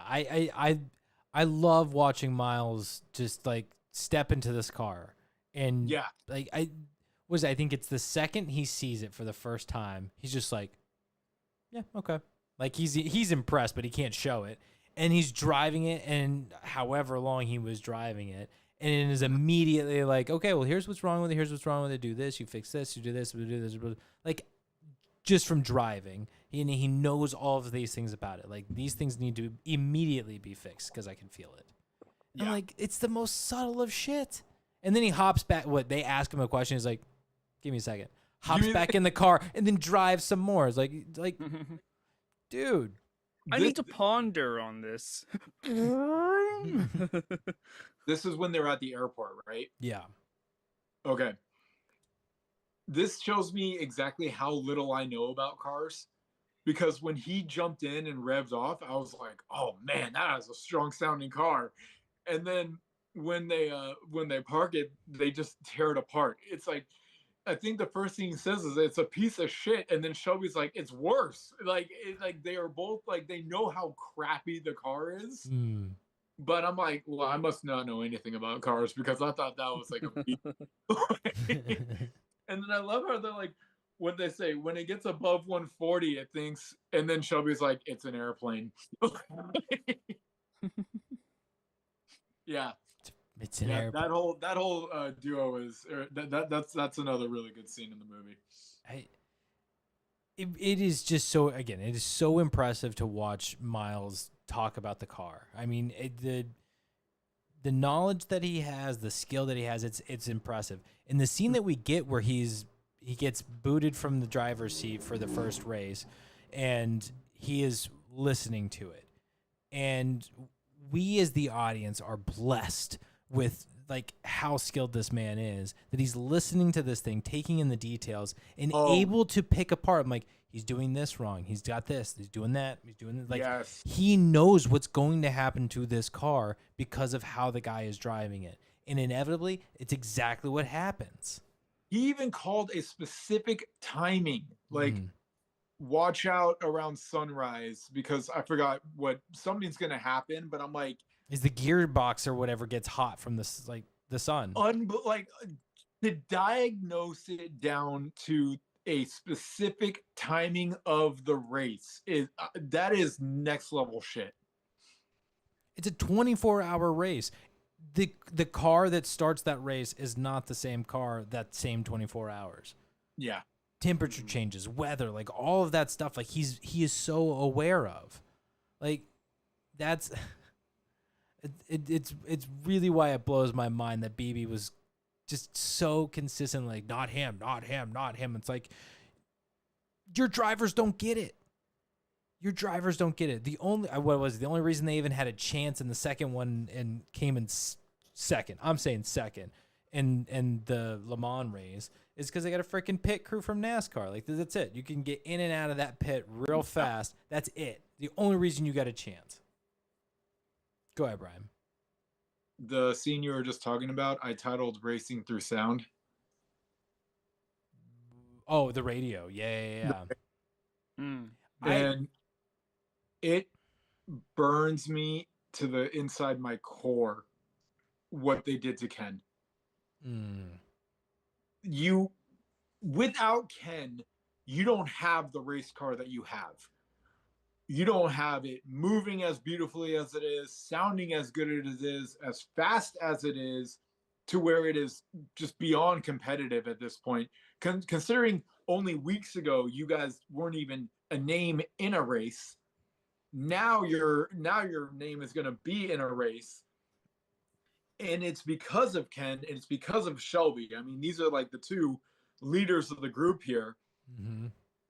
And then to go and say he's not even going to be on it, and why had nothing to do with his fucking driving. It had everything to do with his personality and the way he looked. You fucking cocksuckers.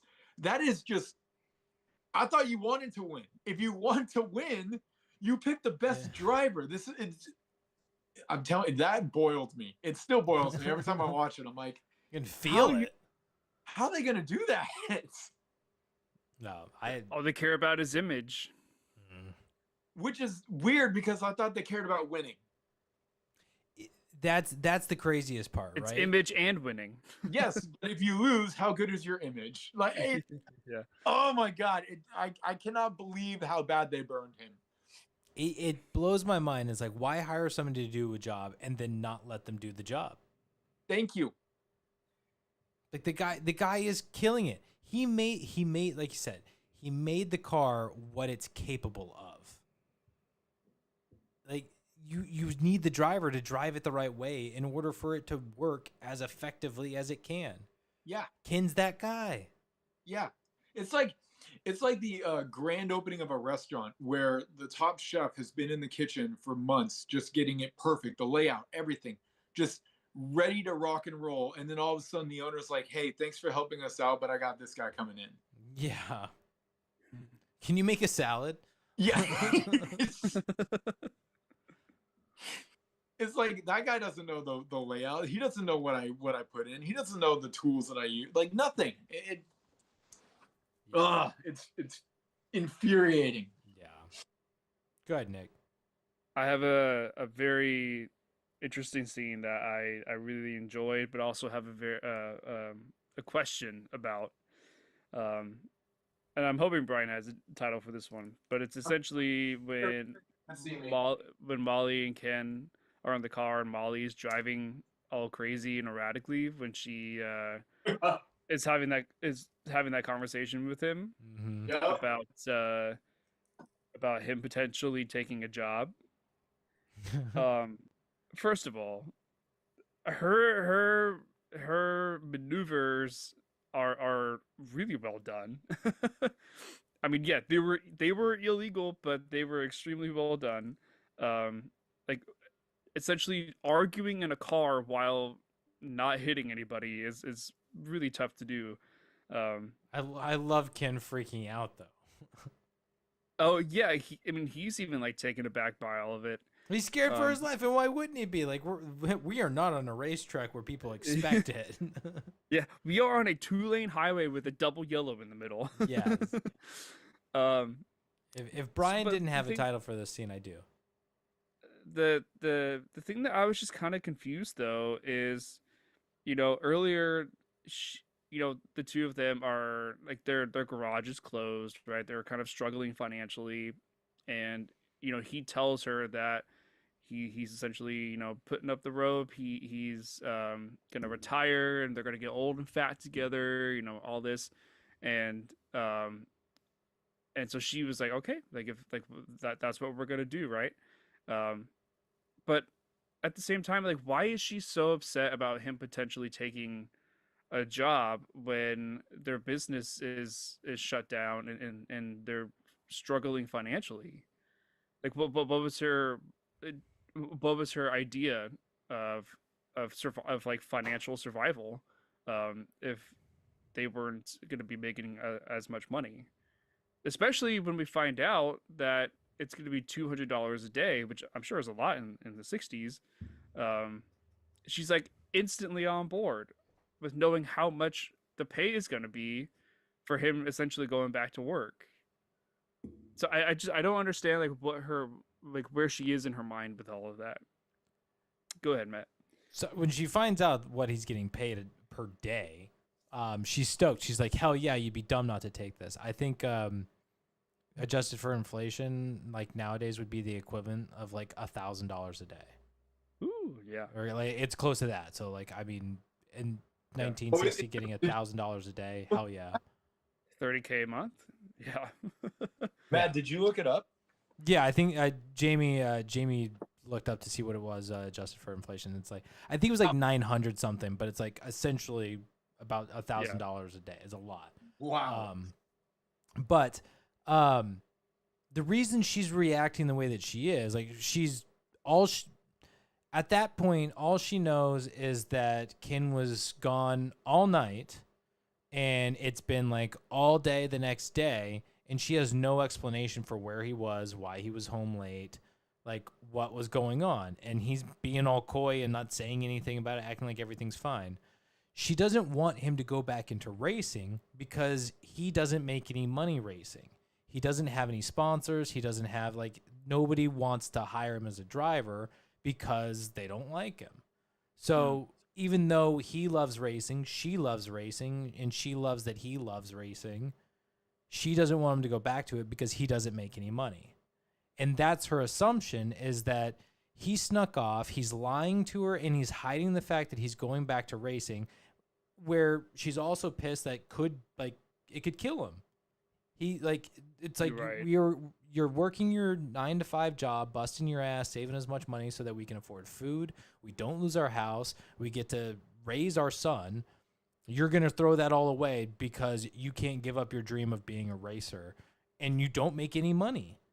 And when she finds out, she's like $200 a day. And he's like, well, you better fucking take that job. Like $200 a day. You get to, you get to do the thing that you love, that you never made any money from, the thing that we love. You now get paid $200 a day. You'd be insane not to take this. What the fuck are you doing? Go get that job. So essentially, it was really just her knowing the fact that he wasn't making money doing it before. That's why she pissed. initially got upset. She's pissed because he's hiding it and he wasn't making any money with it. So she's pissed because she's like, you're putting our family at risk again. But not making more money. Well, again, it's just that's the assumption is that he's going back to racing where he's not making money. Yeah, that makes 100% sense. Yeah. Thank you for clarifying that. My pleasure. Because Molly is awesome. Another cool point from Molly. Her husband has been gone all day, all night, never returned, no phone call, no anything. And not one time is she like, who is she? What's her name? Like, no accusation of the classic accusation of most likely any girl would be, who is she? What's her name? Why were you gone? Blah, blah, blah. It was strictly, I'm mad at you because I don't want you to keep racing if you're not going to get anything out of it. And I'm like, Molly, how cool of a wife are you? Like, well, and then even her questions when she's like asking him questions about where he was last night, he's just like, like not giving really any responses. Mm-hmm. So yeah, I mean, like, in that sense, I can totally understand why she'd be upset because he's not telling her anything. Oh, and it was the one I really struggled. I could not get a title. I tried, and I'm like, I got nothing for this one. Okay. Highway of Hell. Okay, that's not bad. Not to hell because they're in hell. It could be Highway to Hell, but like Highway of Hell. An angry woman driving, and I'm like, I just have nothing right now. That's sexist. Shit, I had it and I just lost it. It's about Molly. Oh, so you're talking about how cool of a wife she is and everything, which yes, I agree. Like, she's fantastic. She's amazing. But how funny would it be if she did do the whole question of like, who is she? Who were you with last night? What's her name? Tell me her name. And he comes back with, it's Carol. Carol who? Shelby. It's 2 women? No. Yeah. Carol Shelby. It's like, oh my God. Like, the SNL skit writes itself practically, but still. But it could have been a really funny moment of like him just kind of like dragging out the bit and kind of like taking the piss out of her sales. Like, be he does have like 2 female first names. Carol Shelby, yeah. Yeah. That's interesting. Yeah. Okay. As I'm looking at my stuff, like, I don't really have a ton of notes. Like, I spent a lot more time just enjoying and watching this movie. Oh, I have a did you notice? Yeah, lay it on me. Brian probably noticed because he watched this multiple times, but did you notice the ad for the Coppertone baby lotion? Like sunscreen? I didn't. What? It was a huge banner on the raceway. Oh, Like, it was like right above the pit stop area. It was like the baby with like the dog grabbing the underwear, the diaper, whatever. It was like suntan lotion, whatever. Coppertone, baby. Yeah, I did not. I know exactly what ad you're talking about. Wow, it literally took up the top half of the screen for like a good 2 or 3 seconds. Whoops. Matt, you noticed it? I mean, no, but What? like, That's one of those things where like there was a bunch of ads in this movie Right. because it's a racetrack. So like I'm not Yeah. really clocking the ads. They just kind of fill the background because they're appropriate. And like I know exactly what ad you're talking about. Like I Yeah. like I Right, can right. I just wanna I see if I can could see find the the ad, scene. but I did not see the ad. Wow, that's so wild because it took up like half the screen. Well, it's like it wasn't significant. Like if it was on screen for like 30 seconds because there's an actual scene happening in front of it, like sure. Like did I see the billboard that was on screen for 3 seconds? No. The giant billboard that takes up half of the screen. Like Nick just likes checking out babies. It's just yeah, little baby butts. anyway. All right, I got a scene. Yeah. Your Mustang can Ford itself. This must Your be the Mustang release party. Can go for it itself. Yeah, Okay. That's pretty good. and yeah, it's the release party. Nice. Um, this is what I'm talking about. I love when Christian Bale plays the "I know more than you" role Mm-hmm. because his comeback is just incredible with the way he handles the situation, and he's like, "Oh no, it's a beautiful car," and then Ryan, your cabinet is moving. Because the cat's in there. Is that the cat? Yeah. Oh my god. I thought it was like some paranormal activity going on. Holy shit. Wow. Jesus. You've never seen the cats go into the cabinet? Well, Whiskey does it No. all the time, doesn't she? I see them go on top of it, but I've never seen it go inside. Oh my god, yeah. That was freaky. Okay. That is Sorry. so, that's Continue. so funny. Ryan, go save yourself. Demon, demon. All right. Henry Ford II's coming. He heard you call him number 2. Yeah. What the hell was I saying? I don't Oh, know, yeah. but I'm realizing like how bad it would be to be the second. Like the Deuce, number 2. Like he's all kinds of poop nicknames. Yeah, it's a bad take. But no, I was saying how I just love when Christian Bale plays a role where it's like I'm smarter than you, because his the way he handled the whole revealing of the Ford was so good. How he he basically ripped the engine to pieces, and Yeah. then the very ending, it's a terrible car. In the most like British way possible. And he's like, Terrible. Hey, I'm gonna go out and get a Chevy. What was it? Impala? No, well, not an Impala. It was a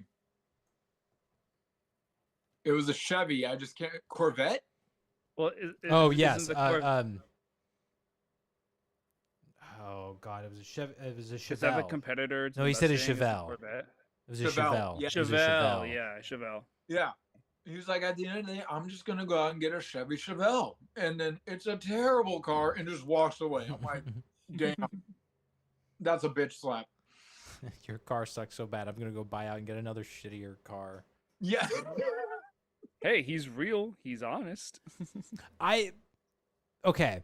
I love this scene in this moment. Like this was one of the clips that I had seen that like on Instagram. I was like, oh my god, this seems like it's a great movie.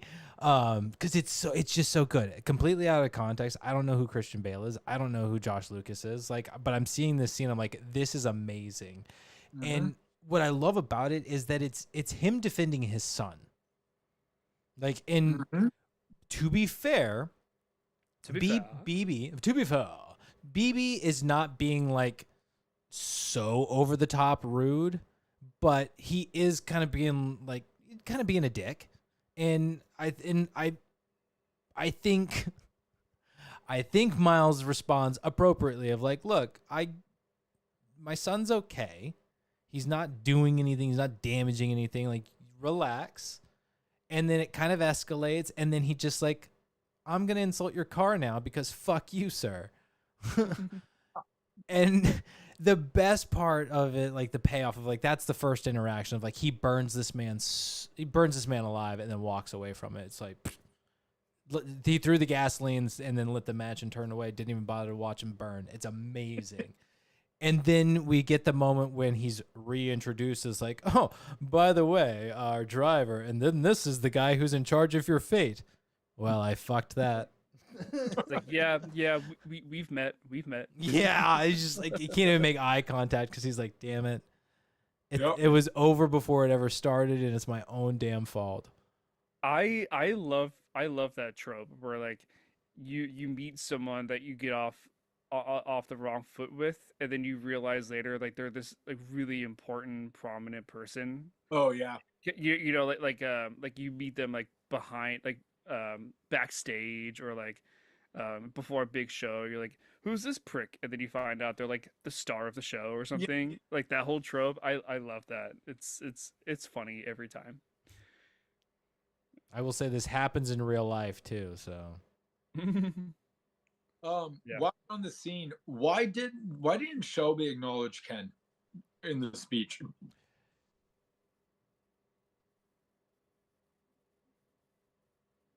Are we ready for me? Okay. Like I just like I didn't know if you wanted to say more, Brian. No, it's just a simple head scratcher. Because in this moment, Miles is very much like, I don't want to sign up with these guys because they're corporate assholes. They don't actually want to win this. They just want the title. They don't want to do what it takes.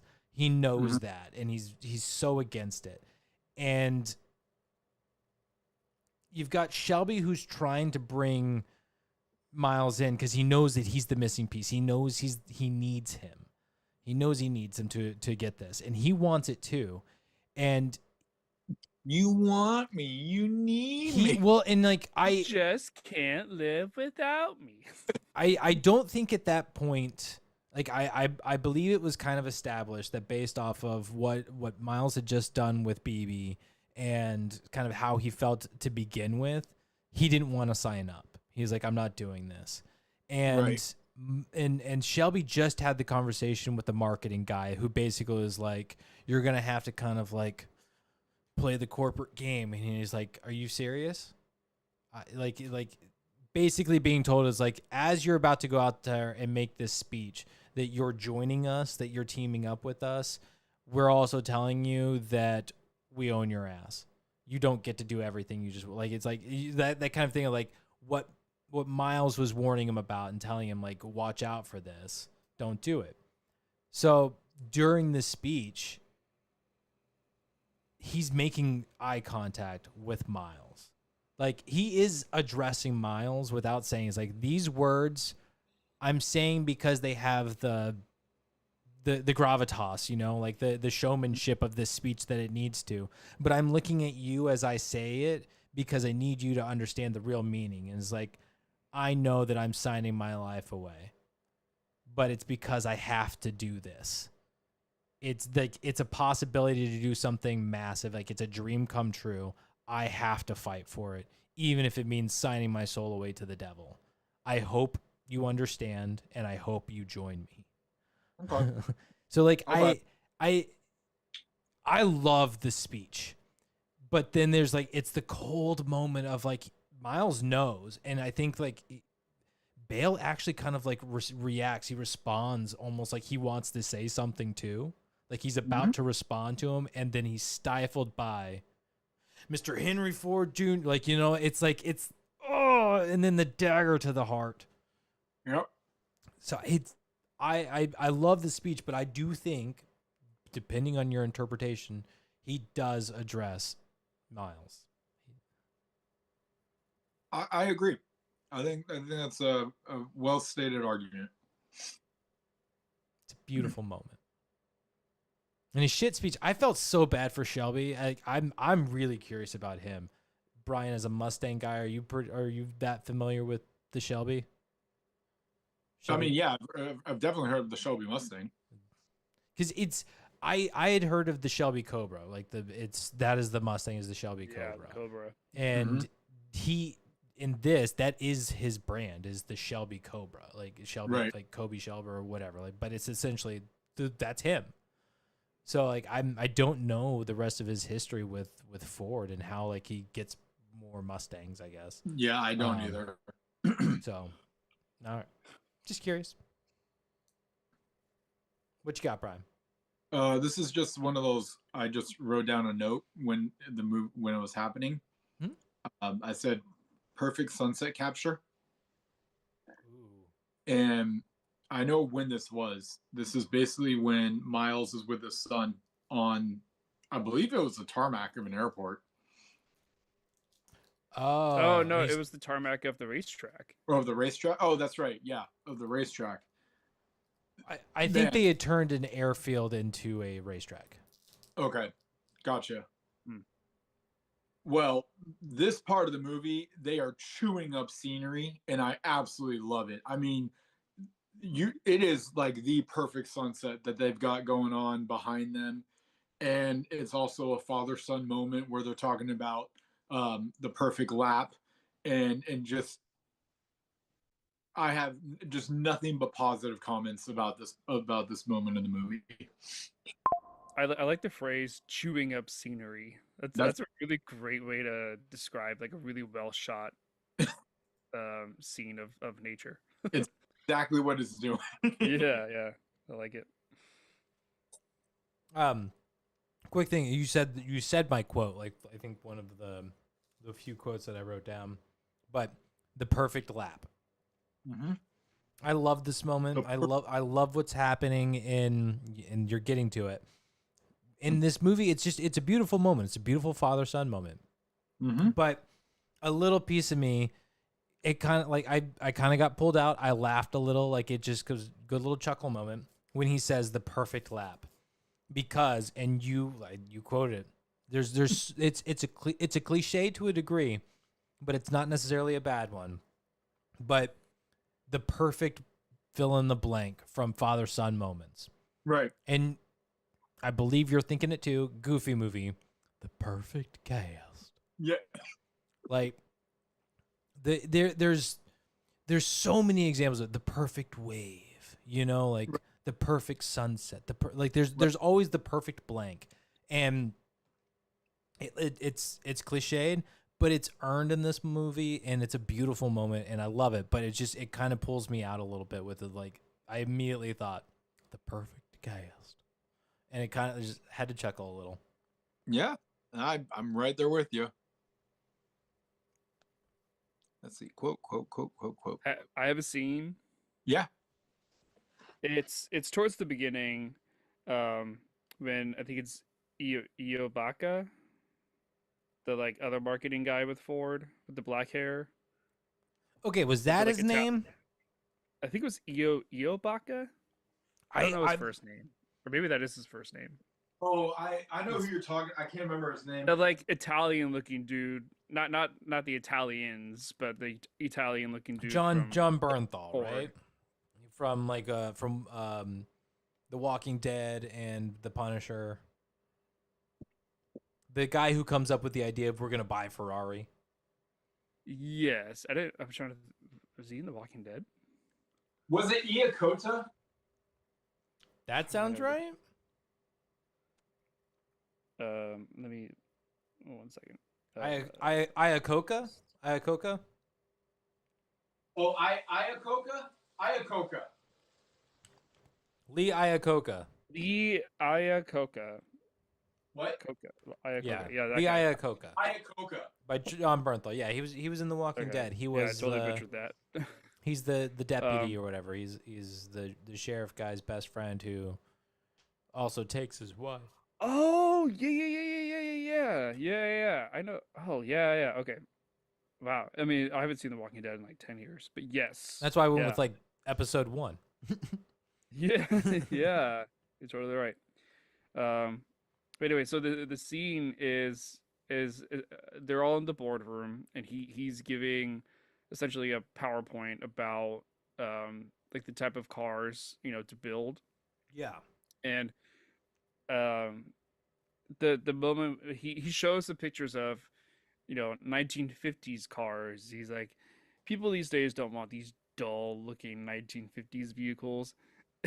And then the next couple clips are like 1960s vehicles. And he goes, they want glamour, they want sex appeal. And then they show these like old 1960s vehicles. And like at the time, it's modern to them, but for us, it's not. Just like, oh yeah, that's glamour and sex appeal. 60-year-old vehicles. Hey, they showed Sophia Loren though. I did appreciate that call out. Oh, yeah. Yeah. Which at that time she was the hottest actress in Hollywood, right? One of them for sure. She's still Yeah, one of the that- hottest that's- actresses. Yeah, that's all I just wanted to mention from that. I just thought that it was funny. Because he was trying to find a solution for um I felt like he was the one that was actually trying to find the solution for getting Ford back in good standing financially, right? Yeah. Yeah, he was in charge of marketing. Right. Yeah. But like this is part of the problem that I have with this movie is they kind of start out with this premise that Ford is essentially a you know failing business, like they're going downhill. Um, but then they just kind of brush that story to the side of the financial aspect of it, and then it turned the story into like a the pissing contest, and like that was the rest of the movie. And so I don't know if they were just really trying to stick to reality and the facts of what actually happened during this timeline just to keep for the sake of the movie. um but in my eyes, like why even bother keeping that in? Go ahead. The keeping in the whole him pitching the thing. Well, just keeping in the whole, we need to find a way to get ourselves financially stable again, and then ditching that for the story of we need to build a car that can beat Ferrari. So my interpretation of this is like, because again, my history is not that strong. Um, the they are struggling financially, and so is Ferrari.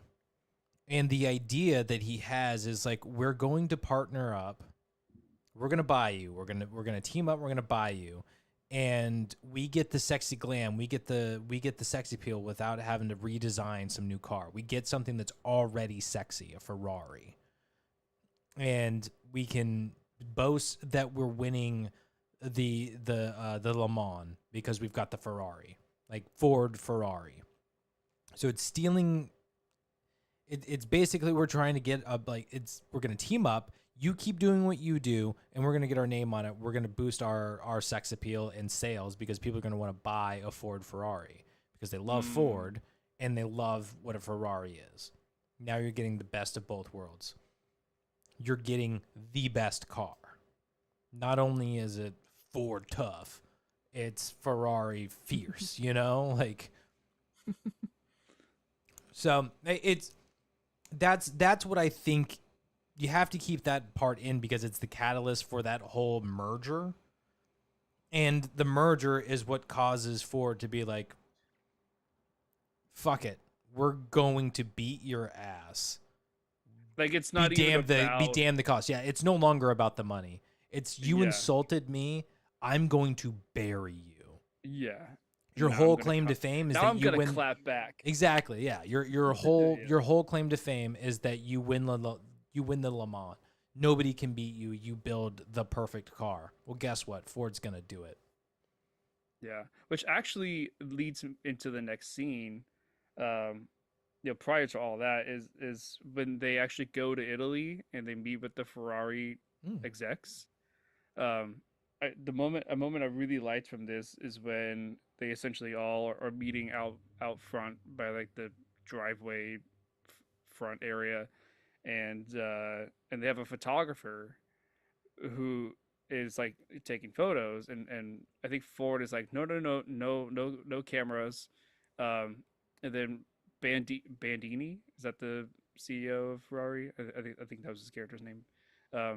the CEO was like, no, no, no, this is for history. Mm-hmm. You know, taking a picture, like the first meeting of Ford and Ferrari, CEOs coming Yeah. together, Mhm. and I thought this was really cool because how often do you get to say something like that of like in the moment that you are making the history, like you just know that this is going to be news and this is going to be relevant history and culture, that the meeting of us two is going to be huge. Like what a bold statement to make. It's gonna change the world. He's like, it's our cameras, it's for history. Mm-hmm. Yeah, I just thought that that was really cool. No, it must be interesting to have that sort of effect on the world, that like a choice that you're making, you can know within the moment. Like this is Like going how to change the things. scale of it, like the Yeah. scope it's gonna be in the Mhm. future. This is Yeah. going to change things. Yeah, Even that's simple just so like cool. an artist writing a song. Like this song's gonna be big, you know? Yeah. Mm. Yeah.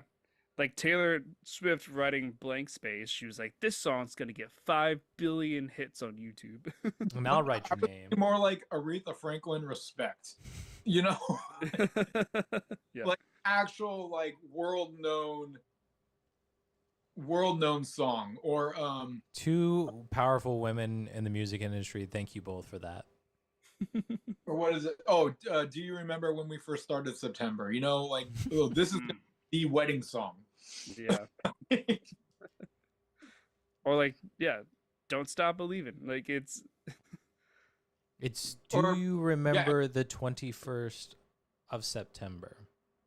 do you remember The 21st day when of we September. met or when we danced in how I September? Something like that. like how Ford was basically going out of business and everything. Do you think them entering the race world almost gave them like revived them a little bit to where it's like, oh, we've got our heads above water now? Ford? Mm-hmm. I think Because you know you're getting sponsorships and I think because what I assume was going on with Ford, it's not necessarily like, I'm sure it was a sales thing, right? Like it all comes down to like, we need to sell more cars, but what they were ultimately trying to accomplish was like they wanted to re-image themselves. Like they wanted to rebrand Ford as something new and exciting. it's And almost like they're trying to go the luxurious route. well, it's they were already in racing, right? Like they were in NASCAR. That's a different type of race. It's like Mhm. it's its own thing, and it's like, yes, it's about having a powerful car and it's about going fast, but it's a different kind of race. Wait, These sort of like, I'll call it Formula One, but I don't really know like what level of race whatever these things are. Like it's a different type of race car. It's smaller, it's lighter, it's more aerodynamic, and it's fast, and it's yeah, faster. Like, and it's the race itself is 24 hours. Like that's an endurance race in a vehicle. yeah, that's nuts. It's insane. Like that's you're not just driving a car for 24 hours. You're racing a car. You're going 200 plus. I feel like that's probably a stretch. You're going, and this seems fair. You're going 150 miles per hour plus for hours. Like It's a lot of that's gas. it's well, yes. And we wonder why the ozone's fucked. But Yeah. but it's just like I think that was the point of entering this style of race, was is like Ford was trying to rebrand. They wanted to create a new image, and it was a way to basically say fuck you to Ferrari. Yeah. So it was an image thing. That's how you sell cars. It's not about making a better car. It's not about making a sexier car. It's rebranding yourself so that people are like, oh, Ford, that's right. Like, oh, they make that Ferrari. They make that race car that beat Ferrari. They make like it's revitalize the image, not just create a car. I mean, they said in the presentation, James Bond doesn't drive a Ford. because what he was his a piece of response? shit, right? Well, oh, what did he say? He's like, he's a degenerate. Yeah. Like he's a degenerate. Yeah. He's a degenerate. Which, I mean, it makes sense. Like, I think it must have been that Ford was like very family friendly at the time. You know, like that was the thing. It was like, we are a family car. And Yeah. this guy's coming in saying like, no, it's sex, drugs, and rock and roll, man. It's the 60s. What wasn't their original slogan like we're reliable for family or something like that? It very well could be. I'll look it up. I should reach out to Josh. He's in Ford country. He is in Dearborn, Michigan. Yeah. I think it was like, we're here to, we're the American car for the American people, for the brand you can trust, like something like that. Well, there's a lot of history with Ford, like the Ford company and family. I can't remember what the village is, but like Ford built homes for the workers so that they wouldn't have to travel. Like, Oh wow. he built housing for he built an entire village for his employees. So their some of their slogans is, well, their current one is built for tough, Mm-hmm. and Told you. then go further, Mm-hmm. Okay, and then I remember that one. ready, set, Ford. So stupid. That feels like a BB in the 60s kind of a thing. That And cocaine balls. this one I haven't heard. It says, "Have you driven a Ford lately?" I remember that one. I think I found. And then they had a one for a short time. It's called "Quality is Job One." Mm. And it says an earlier innovative slogan from the 1960s, symbolized by a light bulb emphasizing new technology, was "Ford has a better idea." Ford has a better idea. Huh. Interesting. I have a We're not sponsored, by the way. We are talking about Ford versus Ferrari. So Yeah, we're not. This whole movie is just an advertisement. I have a head scratcher. I feel like we might have slightly answered it already, but we'll just bring this to the floor. How was Ford not listening to the Daytona? What do you mean? Oh, like he wasn't paying attention to the race. He wasn't listening to Yeah, the race. he waited for somebody to tell him who won. He had to get called to let him know that Ford won the Daytona and who the driver was. If winning is what you're about, I don't understand the display of it.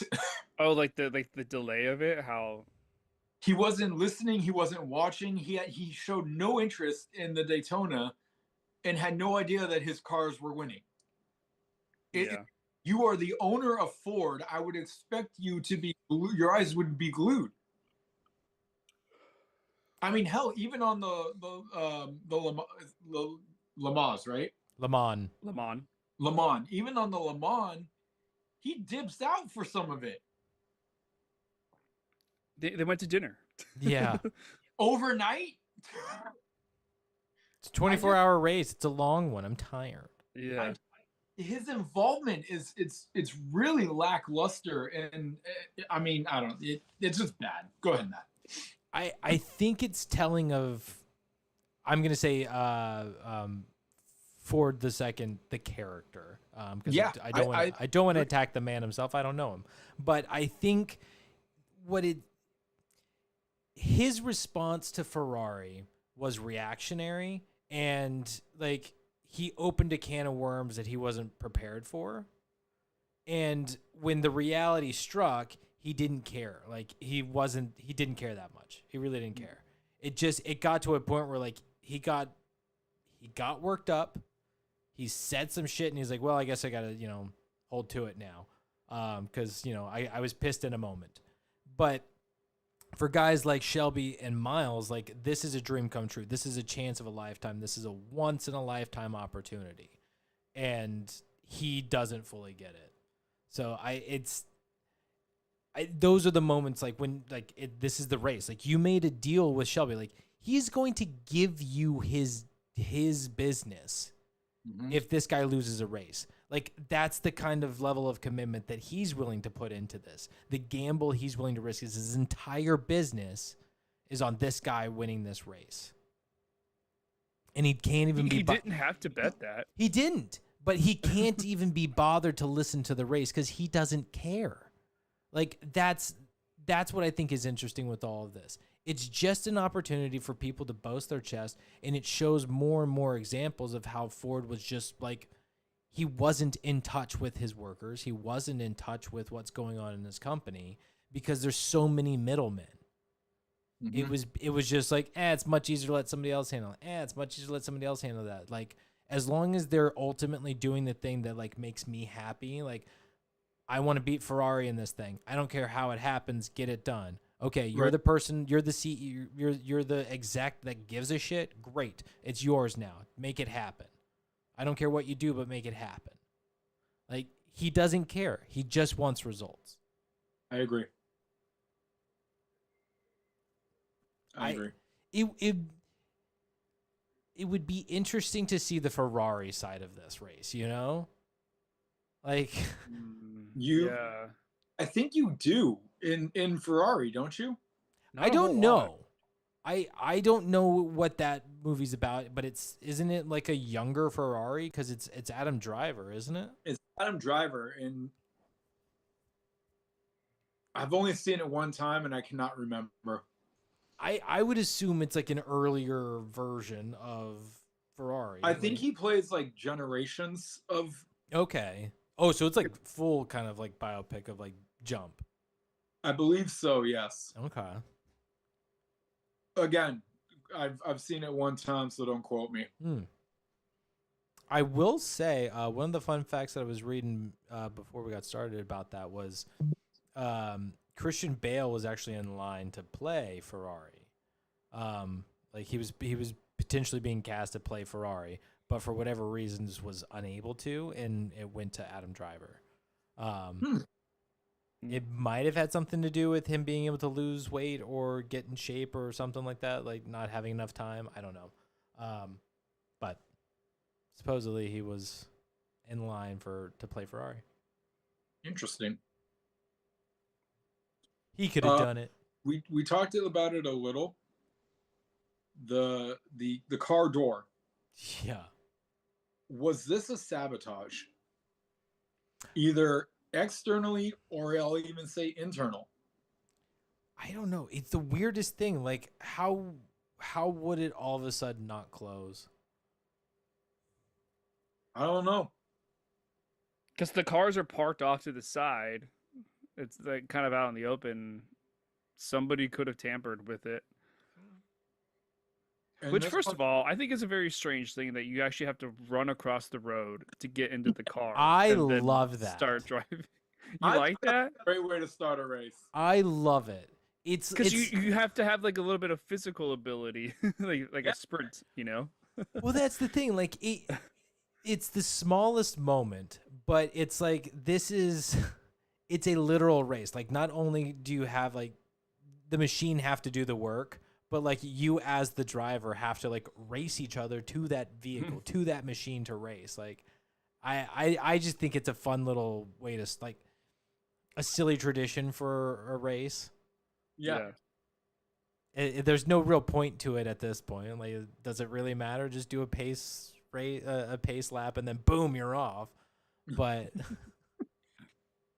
I don't know. It's fun that they have to run. It's to the cars. definitely notable. It's memorable. I think the pace laps are a little bit more efficient in starting a race versus everyone running to the car at the same time and then crashing into each other. Yeah, I would just walk to the car and then let everybody go, and I'll be right behind them. I think that's part of the strategy with this is like, you throw something like this in and it's like, okay, well, everybody else rushes to get to their car and they just start driving like madmen and crash into each other. If I'm in the back, I just casually get to my car and then get around them. Exactly. You'll pass up at least 10 places from crashed vehicles. Yeah. But then you do have to maneuver out of the way from those that crash, because you're in the back. So Yes, but the good news is your 3.5 to 4 minute lap that you're about to take. There's plenty of opportunity for those crash cars to get to their pits because they just Right. left them. So you don't have to worry about them on the next lap. If you're Ken Miles, you'll just do a 3-minute 30 lap when you're already in the lead. also how They bring up the perfect lap. The perfect lap. The way the kid says it. The perfect lap. I'm telling you, it's Lap. the perfect cast. also having the last name Miles As a racer, I know. yeah. I do Isn't think it's that crazy? ironic that he's British. Like they don't That have he's miles. British. They have kilometers. Oh, kilometers. Yeah. Yeah.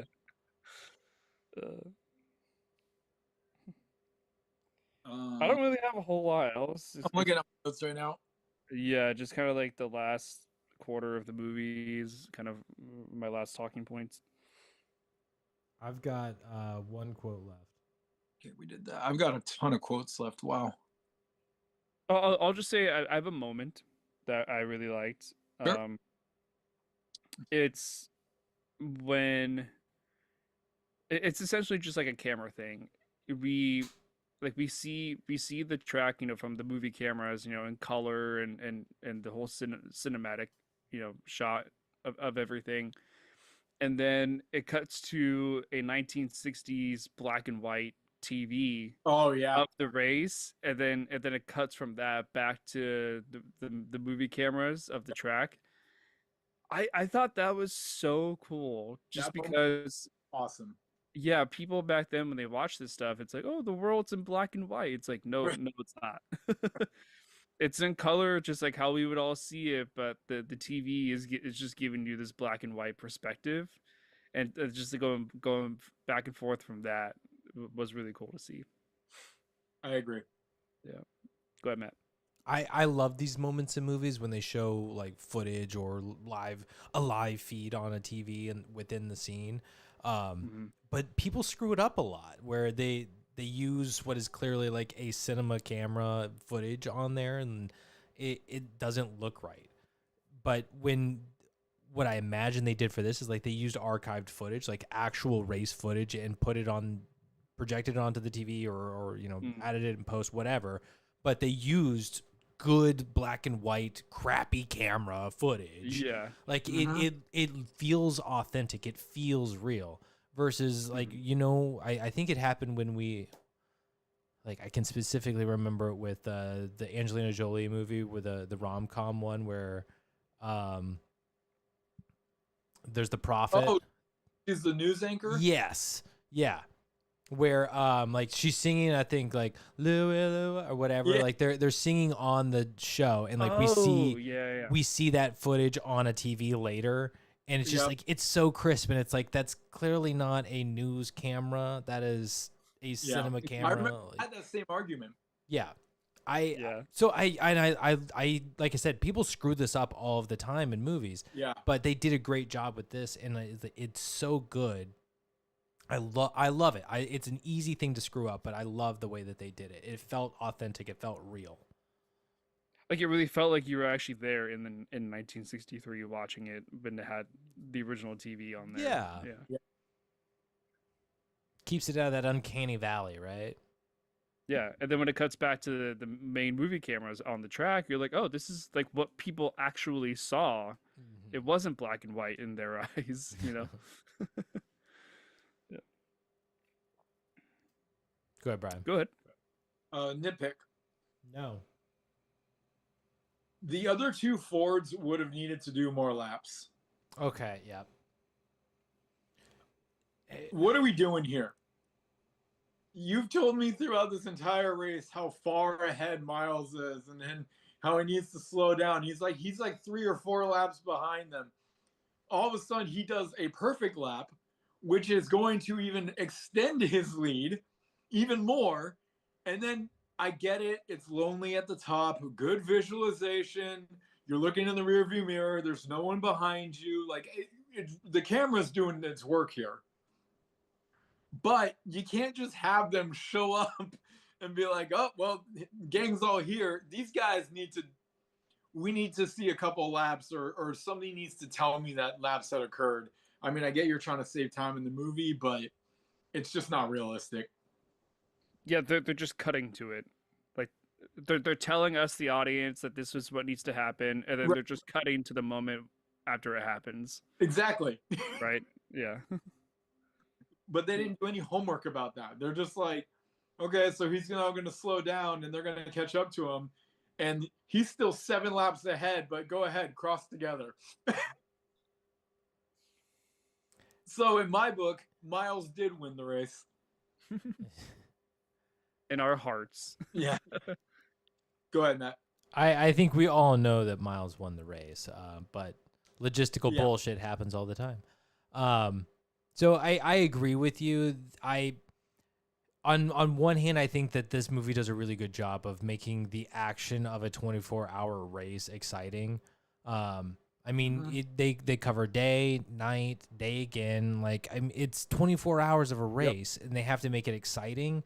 It has to feel adrenaline filled the entire time. It's 24 hours. Like, the point of that is like it's an endurance race, not an exciting, fast paced. Like, so on one hand, I think they did a good job. But on the other, there's no clear indication of how many laps. Like you said, like it gets lost in translation of what's actually happening in the race and where they're at. I mean, at one point we were in the middle of the night and it's the Ferrari driver is 2 laps ahead. Like you have to catch him twice. And it's like, understood, catch him twice. And the next, like almost immediately, boom, like you drive for a little bit and then it's daytime. And now you're going for like the first pass. It's like, yes, that is how long it would take to gain enough time with pit stops. Like logistically, yes, it would take that long to gain a lap on this guy. It would take this long. 24-hour race, you have the opportunity.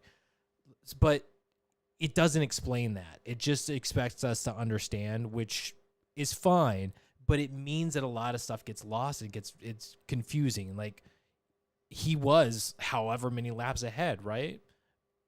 But even in real life, I think he does technically lose this race. Like they do this, like he gets screwed.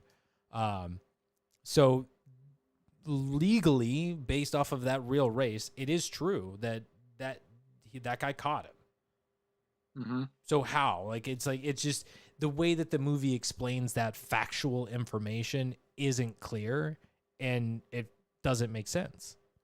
Yeah. So it's one of the like few flaws within this movie of like the storytelling of the race where they fail. It's not clear. Nick, also, while we're on the topic, can we just? I mean, I just feel bad for Ken Miles. He got screwed up the tailpipe up and down this movie, if you ask me. He got screwed by the Chevy Chevelle? Beyond. Or Impala, sorry. Ford Impala'd him. Nice. With what he went through. I mean, we already talked about how he brought him to the race and then they didn't let him race. And then he had to basically prove himself worthy by also Shelby putting everything on the line just so he can get to the final race. And then on the final race, because all the Ferraris broke down or crashed or whatever, they wanted to have a photo finish of 3 Fords crossing the line together when he's got a commanding lead. He's already had the perfect lap. He's broken his own record like 4 times on this damn racetrack. And they just screw him over and don't even give him the win. I mean, I just feel bad for Ken Miles. Like, and then on top of that, if you're going off of what you see is true, he sticks with Ford after them screwing him over so many times. Like, you talk about a loyal employee. That's my take. Yeah, I agree. Ken gets screwed consistently. And like he's just I I just like that they describe him as being different, right? Like or hard to work with, right? Like, I mean, he's this is a guy who Yeah, it's different. He wins you races. he's a savant. He's a genius, right? Like he's a guy who is Yeah. he's so well learned in this craft that it's insulting to him that you don't let him cook. Mm-hmm. And like to be like insulted of like I know the answer and you're telling me it's wrong. Like I have the right answer. Stop telling me it's wrong. It's frustrating. Like Yeah. you, leave the guy alone. Yeah, don't pee on my head and tell me it's raining. Exactly. Like leave the guy alone. And he's just tired of fighting and he's trying so hard and like the world is just out to get him. And man, and I the insult of this movie too of like him realizing like there's a reason he chose to do what he did, right? He gets the photo finish. He sacrifices it not for the glory, but No. but so that he can keep doing this. It's the only reason, so he can keep racing. Exactly. Like he's swallowing his own pride, right? He Beyond. hopped into the corporate bandwagon and is like, I don't want to give this up for my own pride and ego. Yep. God, I want to punch BB so hard at the end of this when it's realized of what they stole from him. It's like, Oh yeah. oh my God, like you mother. Yeah. What they call it, the crown. Well, he mentions the Triple Crown, but I think The Triple Crown. I don't think he could get the Triple Crown. He wasn't able to race in the first one. So he wasn't able to do that, but he won the Daytona and he won the God, now I'm blanking on this freaking race. I keep wanting to call it Le Mans. Le Mans. Le Mans. God, I'm losing it now. We've said it all night and I'm losing it. Le Mans. It's French. Yes, thank you. I It didn't has a I didn't silent catch that S from at the end. didn't catch that from being And the in stop on for France. Italian. Anyway, oh my God, Es Franques. Brian's stealing my quote. Back off, Bal. Yeah, I do. I agree with you. Ken gets the short end of the stick, and it's a shame. But He definitely gets shafted. I think I do like that he does get his happy ending. Mm-hmm. Like I think that's the best part of it. Like it's sad to watch him kind of like make the sacrifice, but you know why he does it. At the same time, like it doesn't matter. I think like a part of me would realize like whatever goes down in the history books, my records stand. You know, like maybe I didn't win the race, but I have the record. I have the top 5 speeds on the Le Mans. Take that away from me, fuckers. I love how he's given the news they want to have 3 Fords finish for the photograph and all that. Mhm. And the very first move he does is crushes a perfect lap in everyone's face. Yeah. Yeah. And better than winning. Yeah. Fuck you. It's like, go ahead. I've already got 4 laps ahead of you guys. Well, here's a perfect lap. Now go ahead. Just try to beat that in the future. Sorry, Nick. That was another thing that I really liked. They foreshadow the perfect lap when he has that beautiful moment with his son. They're looking out and he's like, "Do you see it? The perfect lap." And it's just kind of it's set up. And he says the time when his son pulls out the map and he's like, "You do like he's going over the race. Like he knows the turns. He knows where he's going. Yeah. And he knows how long it can take. 3 minutes and 30 seconds. The perfect lap." He says that time out loud. And when it's said the 3 minutes 30.6 or something, like it's like he's so spot on. Like it's tenths of a second that he is like off of perfection. Like, come on. it's so perfect. It is a beautiful full circle moment. I liked it. Go ahead, Nick. Sorry. You're good. Can you guys explain the whole? Was it McLaren that won? Who was it Ferrari that won at the end of Le Mans based on No. a technicality because they were like farther back? Right.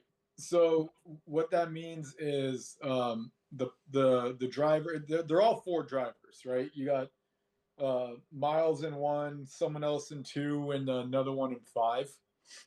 The car was number 5, but he technically finished in 4th place. Okay. But I got it. But yeah, so all three Fords crossed the line at the same time. They said that Miles did not win the race because the other Ford driver started further behind Miles. So his finish line was technically further back. Was further behind, yeah. So he crossed his finish line because first. Because they finished at the same time, they're counting the total distance prior to that finish. Correct. So if Miles had finished, a quarter of a mile sooner, then he would have won. Okay, It is the biggest bullshit technicality I've ever heard of. Yeah. Got it. The photo finish was a brilliant way of stealing the win from him. Exactly. It's like a track race, because they have staggered starts, like around the curve. Yeah. It's like if two people or if two competitors were to finish at the same time, technically it's not a tie, I guess, because it's someone started farther back. Yep. I never would have thought of that. That's wild. And BB knew what he was doing the entire time. He implanted the idea of the three Ford finish photograph in Ford's head because he knew his ego couldn't deny that, and he knew exactly what he was doing. Yeah, BB is a bad man, right, Matt? He's a bad man. There you go. Yeah. Yeah. I got quotes left, gentlemen. I got quotes. I've got one quote, and you said half of it. I have a question. Why does Miles die? Why does he die? Talk to God. I was gonna say because we all die. We all die, Nicholas. It happens to the best of us. Some very unpredictable timing. Unfortunately, the racetrack is a very dangerous place, whether you're racing professionally or you're practicing. Yeah, like he wasn't racing, but Nope. that happened. He was testing out a car. He was testing out a car. It had a faulty. It looked like the brakes weren't working for him. Well, he ran into that problem a couple times. He was in the middle of the I mean, honestly, it looked like cars, if you ask me. I was like, he is so close to Radiator Springs. I just know it. I just hate that he dies. Yeah, it sucks. Does that happen in real life? Is that a real life part of the story? Yes. I'm almost positive it is. Yeah. I hope his son wasn't there, and to see it, but oh man, you never know. Devastating. Yeah. No. Yeah. God. And the way Shelby turned around, it's like he knew. Oh yeah. Well, it was. I think yes, he knew, but at the same time, he remembers like his son is right there. Right. Like he can't abandon the kid at this point either. Like, and he can't react too much. Well, it's all of the things. I don't know, that look was just like, no. I that. I think he knew that this might have been Miles's last chance. Like that, he's so far out. Yeah. And for them to not one of those guys hopped into a car and drove out there. They're running out. Yeah, like so I don't know, maybe they didn't have vehicles ready or like whatever, but he's far out there. The car exploded. Like, it's already been proven that he didn't get out once. Like, it happens. Yep. And sometimes it's just your time. It's just your time. But Don't get out of the car. But it's sometimes you can get out the car. It's such a shitty thing to say. But yeah, I that look, I think he knows this might be it, and it's his son. Like it's why the moment later when Shelby gets out of the car and he's gonna go talk to Molly, and he ends up talking with Pete, and it's just like oh my god. Yeah. And then the fucking That was 6 months later, I think. Or 5 months. But it's Shelby's not over it. Like he's still dealing with his I would argue best friend based off of the way they behaved. Like best friend for sure. Like they got each other. They understood, like they loved the same thing and they understood it. They respected each other. Like, and like when he's talking to Pete and lose it, and then the moment when he's like he does the fucking man thing, right? Like choke it back, turn the car on, and just like drive through the pain, drive through the feelings. Like, fuck, man. It's when he gives him the wrench too, right? Doesn't he give Pete the wrench? Yeah. Yeah, it's symbolism. There's symbolism. What is the symbolism? You got the crushing it on this. That wrench, symbolism. What character? What's the symbology there? The symbology. I've got the one quote. Well, let's hear it. I've got two, but you already mentioned both my quotes, and it's just kind of like, can I just say them? Yeah, Sam. All right, the first one you brought it up a while ago, but it was it was after the fight. It says, I call that the llama bite. Yeah, it's freaking like, I don't know if he just grabbed his boob or if it was like a full on like purple nurple, a titty twister deal, but like that was ridiculous to see in that fight. But the other one, it's during the Le Mans. It's right after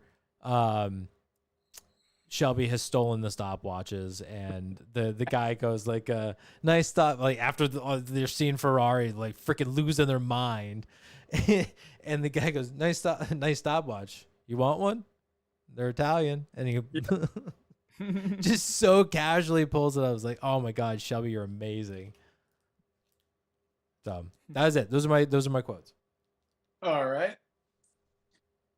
Let's see. I got you can't buy a win, but maybe you could buy the guy that gives you a shot. Good. Way to invest in yourself, Shelby. You know your worth, bro. Know your worth.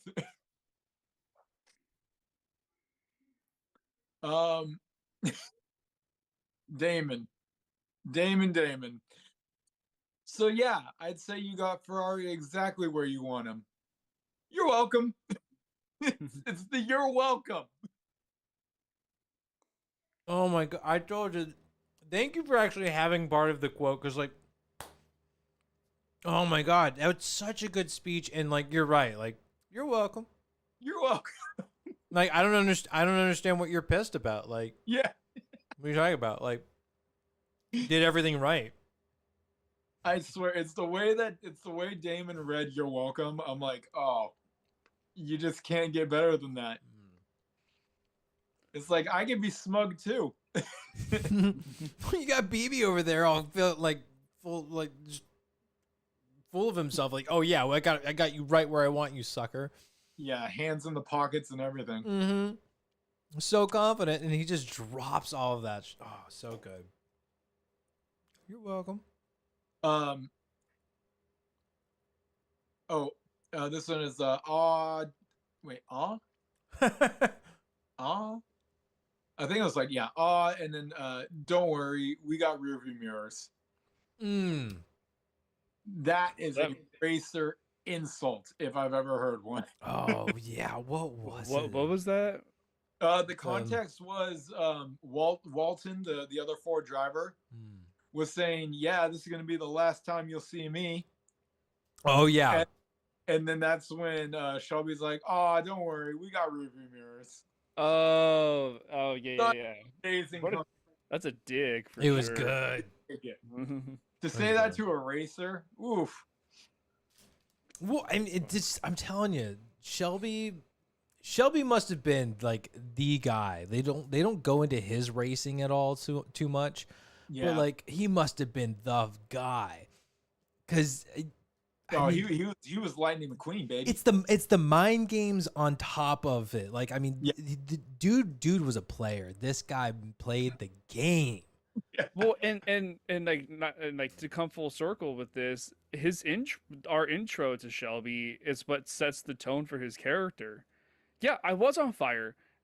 The car, you know. Yeah, Like we know his attitude towards this kind of thing. yeah. That's why we wear fire He suits, doesn't- right? Like, I'm good. I'm out. I'm Get me in good the car. now. Fill the car up. Yeah. God. And then I have two more. This one hit hard because I've actually used it in real life, and I was like, oh shit. And it was sometimes they don't get out of the car. Mm. Like with your job. Yeah. I think I used it with one of my EMT partners because the minute I heard it, it was like deja vu. But also, it's a very impactful line for the scene that they were in. And then this one just made me laugh, and I definitely will be using it. And it's when they were talking about it's when they were going to Ferrari's place in Italy, his home in Italy, and they were talking about like the pictures, and they, if any of these pictures got out, and the quote was, "This shit, or these shit will hit the Fangio." The Fangio, yeah. I didn't get that at first. I was like, what are they talking about? Yeah, the shit will hit the Fangio. Like, what's a Fangio? Like, that's just, I was like, wow, way to just go into the Italian stereotype. Like lexicon there, yeah. But yeah, so anytime I'm gonna say the shit will hit the fan, I'm definitely calling it Fangio from now on. Oh, and by the way, beautiful shots of Italy for the little that we got. Stunning, but I mean, you want Italy? There's definitely better movies for Italy. Oh no, I know that, but I'm just saying. Yeah. Yeah. Anyway, so pretty good quotes on this one too. Yeah, there's some good stuff, but The level of comedy in this movie is just right. It is. Like it's not like the movie's not a comedy, but they have just the right amount of it. It's a good sports movie. Like it's it is a good sports movie. You got to think of it that way. Like this is a solid sports movie. It's dramatic. It's still all competition. Yeah, it's a dramatic sports movie. Yeah. All right. Okay, the three cars with my competitiveness that I have deep inside me. The 3-car finish is so stupid. There can only be one. It's a race. Races have one winner. I don't care if you're going for a photograph or whatever. Like, well, it's such a fabricated moment too. It's just like, ugh. Yeah, it's for the masses. It's for the dumb masses. It's for a photo. It's literally for a photo. It's for yeah, but it's to make headlines. Ugh. Wait, did anyone? I didn't even look it up. Has anyone actually looked up the 3-car photo finish? Jamie did a lot of research. Maybe she should have done our fun fact. She probably could have. She got really into this as we were watching, looking up stuff.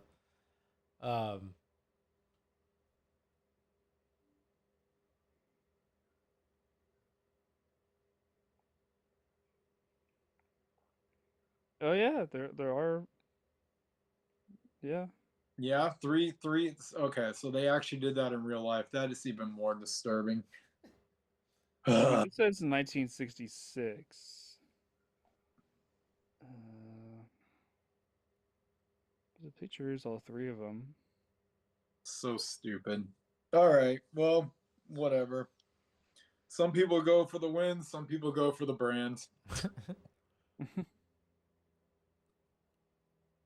Yeah. It's a well-told story. Oh, I'll just start off my final thoughts with that. Good segue. Yeah, it's on Ford v Ferrari. I'm glad I watched it. I definitely will be owning this one. I put it on my movie stone bucket list. Again, it's such a, like I said at the top of the show, it's a perfect Sunday afternoon movie. You put it on, you're just kind of relaxing. It's not too crazy. It keeps your attention, and quite frankly, who doesn't love hanging out with Christian Bale and Matt Damon for a few hours, especially with the performances that they deliver. Um, who won the movie? So I'm gonna give honorable mention is gonna go to Matt Damon and Christian Bale. I think their performances are just outstanding, and they're just as the debate between who's the better driver, who is the acting is just as equal. But I gotta give the win, because God knows he needs it, to Ken Miles. Fair. He did make it into the Hall of Fame. What? He did make it into the Hall of Fame. Well, good job, but from what I saw, he got absolutely just rammed in this one. So I'm giving the good flick a win to Ken Miles, and I hope that means something to him.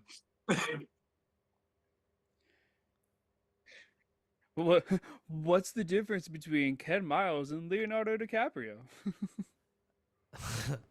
Get out. Be gone. Be gone with that bullshit. Wow. How dare you compare Ken Miles to the likes of Leo DiCaprio? I know. Just give him the win, guys. Unbelievable.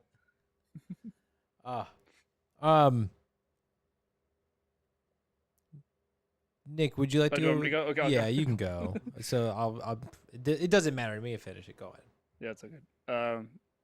Yeah, my winner, just overall for this movie, I think my winner is gonna go to Christian Bale. I really don't know a whole, like, I haven't seen a whole lot of his movies, but I just thought his acting was top tier. It was phenomenal. And Matt Damon's always great. Like, I have absolutely no problems with his character in this, but I think Christian Bale really was the star of this movie, and he shined for sure. Nice. So Jen was Christian Bale too, right? Yeah. Okay. I had actually thought about this before we started talking and everything, and I've actually come to the same conclusion that my winner of the movie is Christian Bale for purely the performance. Like Matt Damon is great, and like you said, like this is a really good movie all around. But what I take most from it is what Bale brings. I'd never heard of Ken Miles. You know, I knew nothing about this guy. If the way that he sells it too, it's like this. He's just an ordinary guy who is extremely good at something, and you root for him because he is the underdog. Like, it's just, and he's the best. Like, give the guy a chance. Like, he's the best. It's the underdog story of a lifetime. Yeah. Like, you want him to win so badly. Yeah. And Bale is incredible in this role. And because of what a great actor he is, he can, God, does he make watching a guy drive a car look so cool? I mean, the amount of times where it's like, we're just watching him shift gears. Like, Yeah. Or just like the close-ups of his face when he's like sweating and in control of the car. Yeah. yes, and was it HAPPY? Like when he's singing, like hey, God, it's those little moments, those Christian Bale things that he does is just incredible. Like then that's just inside the car, like outside the car, amazing as well. And it's Even- not the accent is not his true accent. No. Like Is he not actually English? he is English, but it's not that accent. Oh. What? I don't want to guess like what the actual accents are, but Yeah, that is I don't know that is how- not his proper English accent. It's I don't know funny. how he was that accent. It was incredible. It was It's funny you say that because my cousin's husband, he's British, English, and his accent sounds very close to Bale's accent in this movie. Where's he from? I don't know what part of England he's from, but We, like Crawley, okay. which is like South London. Okay. Yeah. Hmm. So I don't know if that region has that same accent, but yeah, very similar. I So can believe it. I thought it was his real accent. Well, For that reason. he does have an English accent, but That's is crazy. not that accent. It's do you guys don't watch like British television or anything, do you? Like No. it's such a The shame. Great British Bake Off. Great, which is a great one. I think Yeah. if you're Oh. if you're an American audience, that is a great place to start. Yeah. It's really disorienting though, because it's like a baking show where it's like, why aren't they trying to kill each other? You hungry? Yeah. They're actually like helping each other. in this Yeah, competition. Yeah, it's so What is wholesome. this? What is this wholesome baking show? I don't get it. Yeah, Well, yeah. this is absolutely sweet and adorable, and I love it. Yeah. But yeah, I'm not saying I watch a ton of British television, but I do enjoy it. And there's so many different accents. Well, you watch a lot of It's- Taskmaster, right? With Taskmaster, I love Taskmaster. Bunch of other game shows though. Mhm. But I mean, you've even got like the IT Crowd, the Mighty Boosh. I'm trying to think of some other good ones. I mean, your point is that there's just a ton of different English Yeah, like accents, right? Yeah. especially when you watch the comedies and stuff, because people will take advantage of the accent, like they're playing a character. Mhm. But yeah, actually I think Monty Python probably does the best at it, because they play so many characters, they change up their accents constantly Oh yeah, yeah. In that sense. to play like a specific type of English person. So yeah. I just incredible performance from Christian Bale in this movie. With, I mean, honorable mention to everybody. Like the directing. Who was it again? It's James Mangold. I think he did a great job. I don't think that this is a perfect movie, but it's so good. I really enjoy it, and like I'm glad that you brought up like the timing with the race and that kind of stuff. Like there's things like that I wish was better, a better understanding of the race and the positioning and all of that, or how far we've come along. Like how one comment of like, all right, we've been at it for 16 hours. Great. How long's it been now? Okay, it's 18 But the hours. day and night didn't tell you. The rain and the thunder didn't tell you. Oh my God, the rain scared the shit out of me. Yeah. I was so nervous. All right. I think that's it. That's a wrap for Ford versus Ferrari. Well done, great chat, guys. This was a lot of fun, and I'm glad we all like enjoyed the movie. Yeah. I want to bring up Tubi with you guys. We should talk about Tubi. Oh. We should talk Okay. about it. We should talk about that. Because I've discovered the amount of movies and choices there, and I'm like, oh, we are missing out, guys. That's the free one, right? Yes, that's Yeah, I have that on something my I want to TV. look more into. Is like absolutely confirm, because I don't think you need to sign in to use it. You can create an account just so it's like, oh yeah, these are the things that you were looking for and you recognize. Boom, saved. Like it can be more convenient of a thing, but I think it's all free, and there are so many movies on it. Mm. So many movies. Like I mean like for me, I would say obscure stuff. I'm like, wow, like you guys have this. That's crazy. But it's got a bunch of like modern, like new stuff too. Like 22 Jump Street's on there. So it's like it's got tons of picks. And again, like if it's a free service or something, like we should look into this. It's Yeah. The only problem though is that if you do it for free, you will be watching a lot of commercials. Yeah. I've never done Tubi, so I didn't know if it had commercials or anything like Yeah, that. so my TV has like the app on it, like the Tubi app, and I've watched a few movies a couple years ago, and the amount of commercials was almost the length of the movie. Interesting. It's like every okay. 15 minutes it would be like a 2-minute or 3-minute commercial. I would Oh. assume. Yeah. Jeez. Okay, that's like really So- cutting into like the movie. Holy crap. Right. Yeah. So That's worse pump than the like brakes TV on commercials. that. No, you know, fair. for a Well, that's why I said second, yeah. I wanted to talk about this because like it's just something Yeah. I'm kind of like, holy crap, the movies on here are like just gold. But no, it's good to know. Not anything I knew about. So Yeah. good to know. Good to know. But I would be curious to see how much it costs. Like I don't know what the price point is. Like if it's like $5 or whatever. I don't know. Like like I said, as far as I know, it's free. I don't know if there's like an ad-free option. Yeah. Yeah. Either way, that is a wrap on Ford versus Ferrari. This is a great chat, guys. Really enjoyed it. Tune in next week to so she had mentioned it. I believe this is the movie that she was talking about.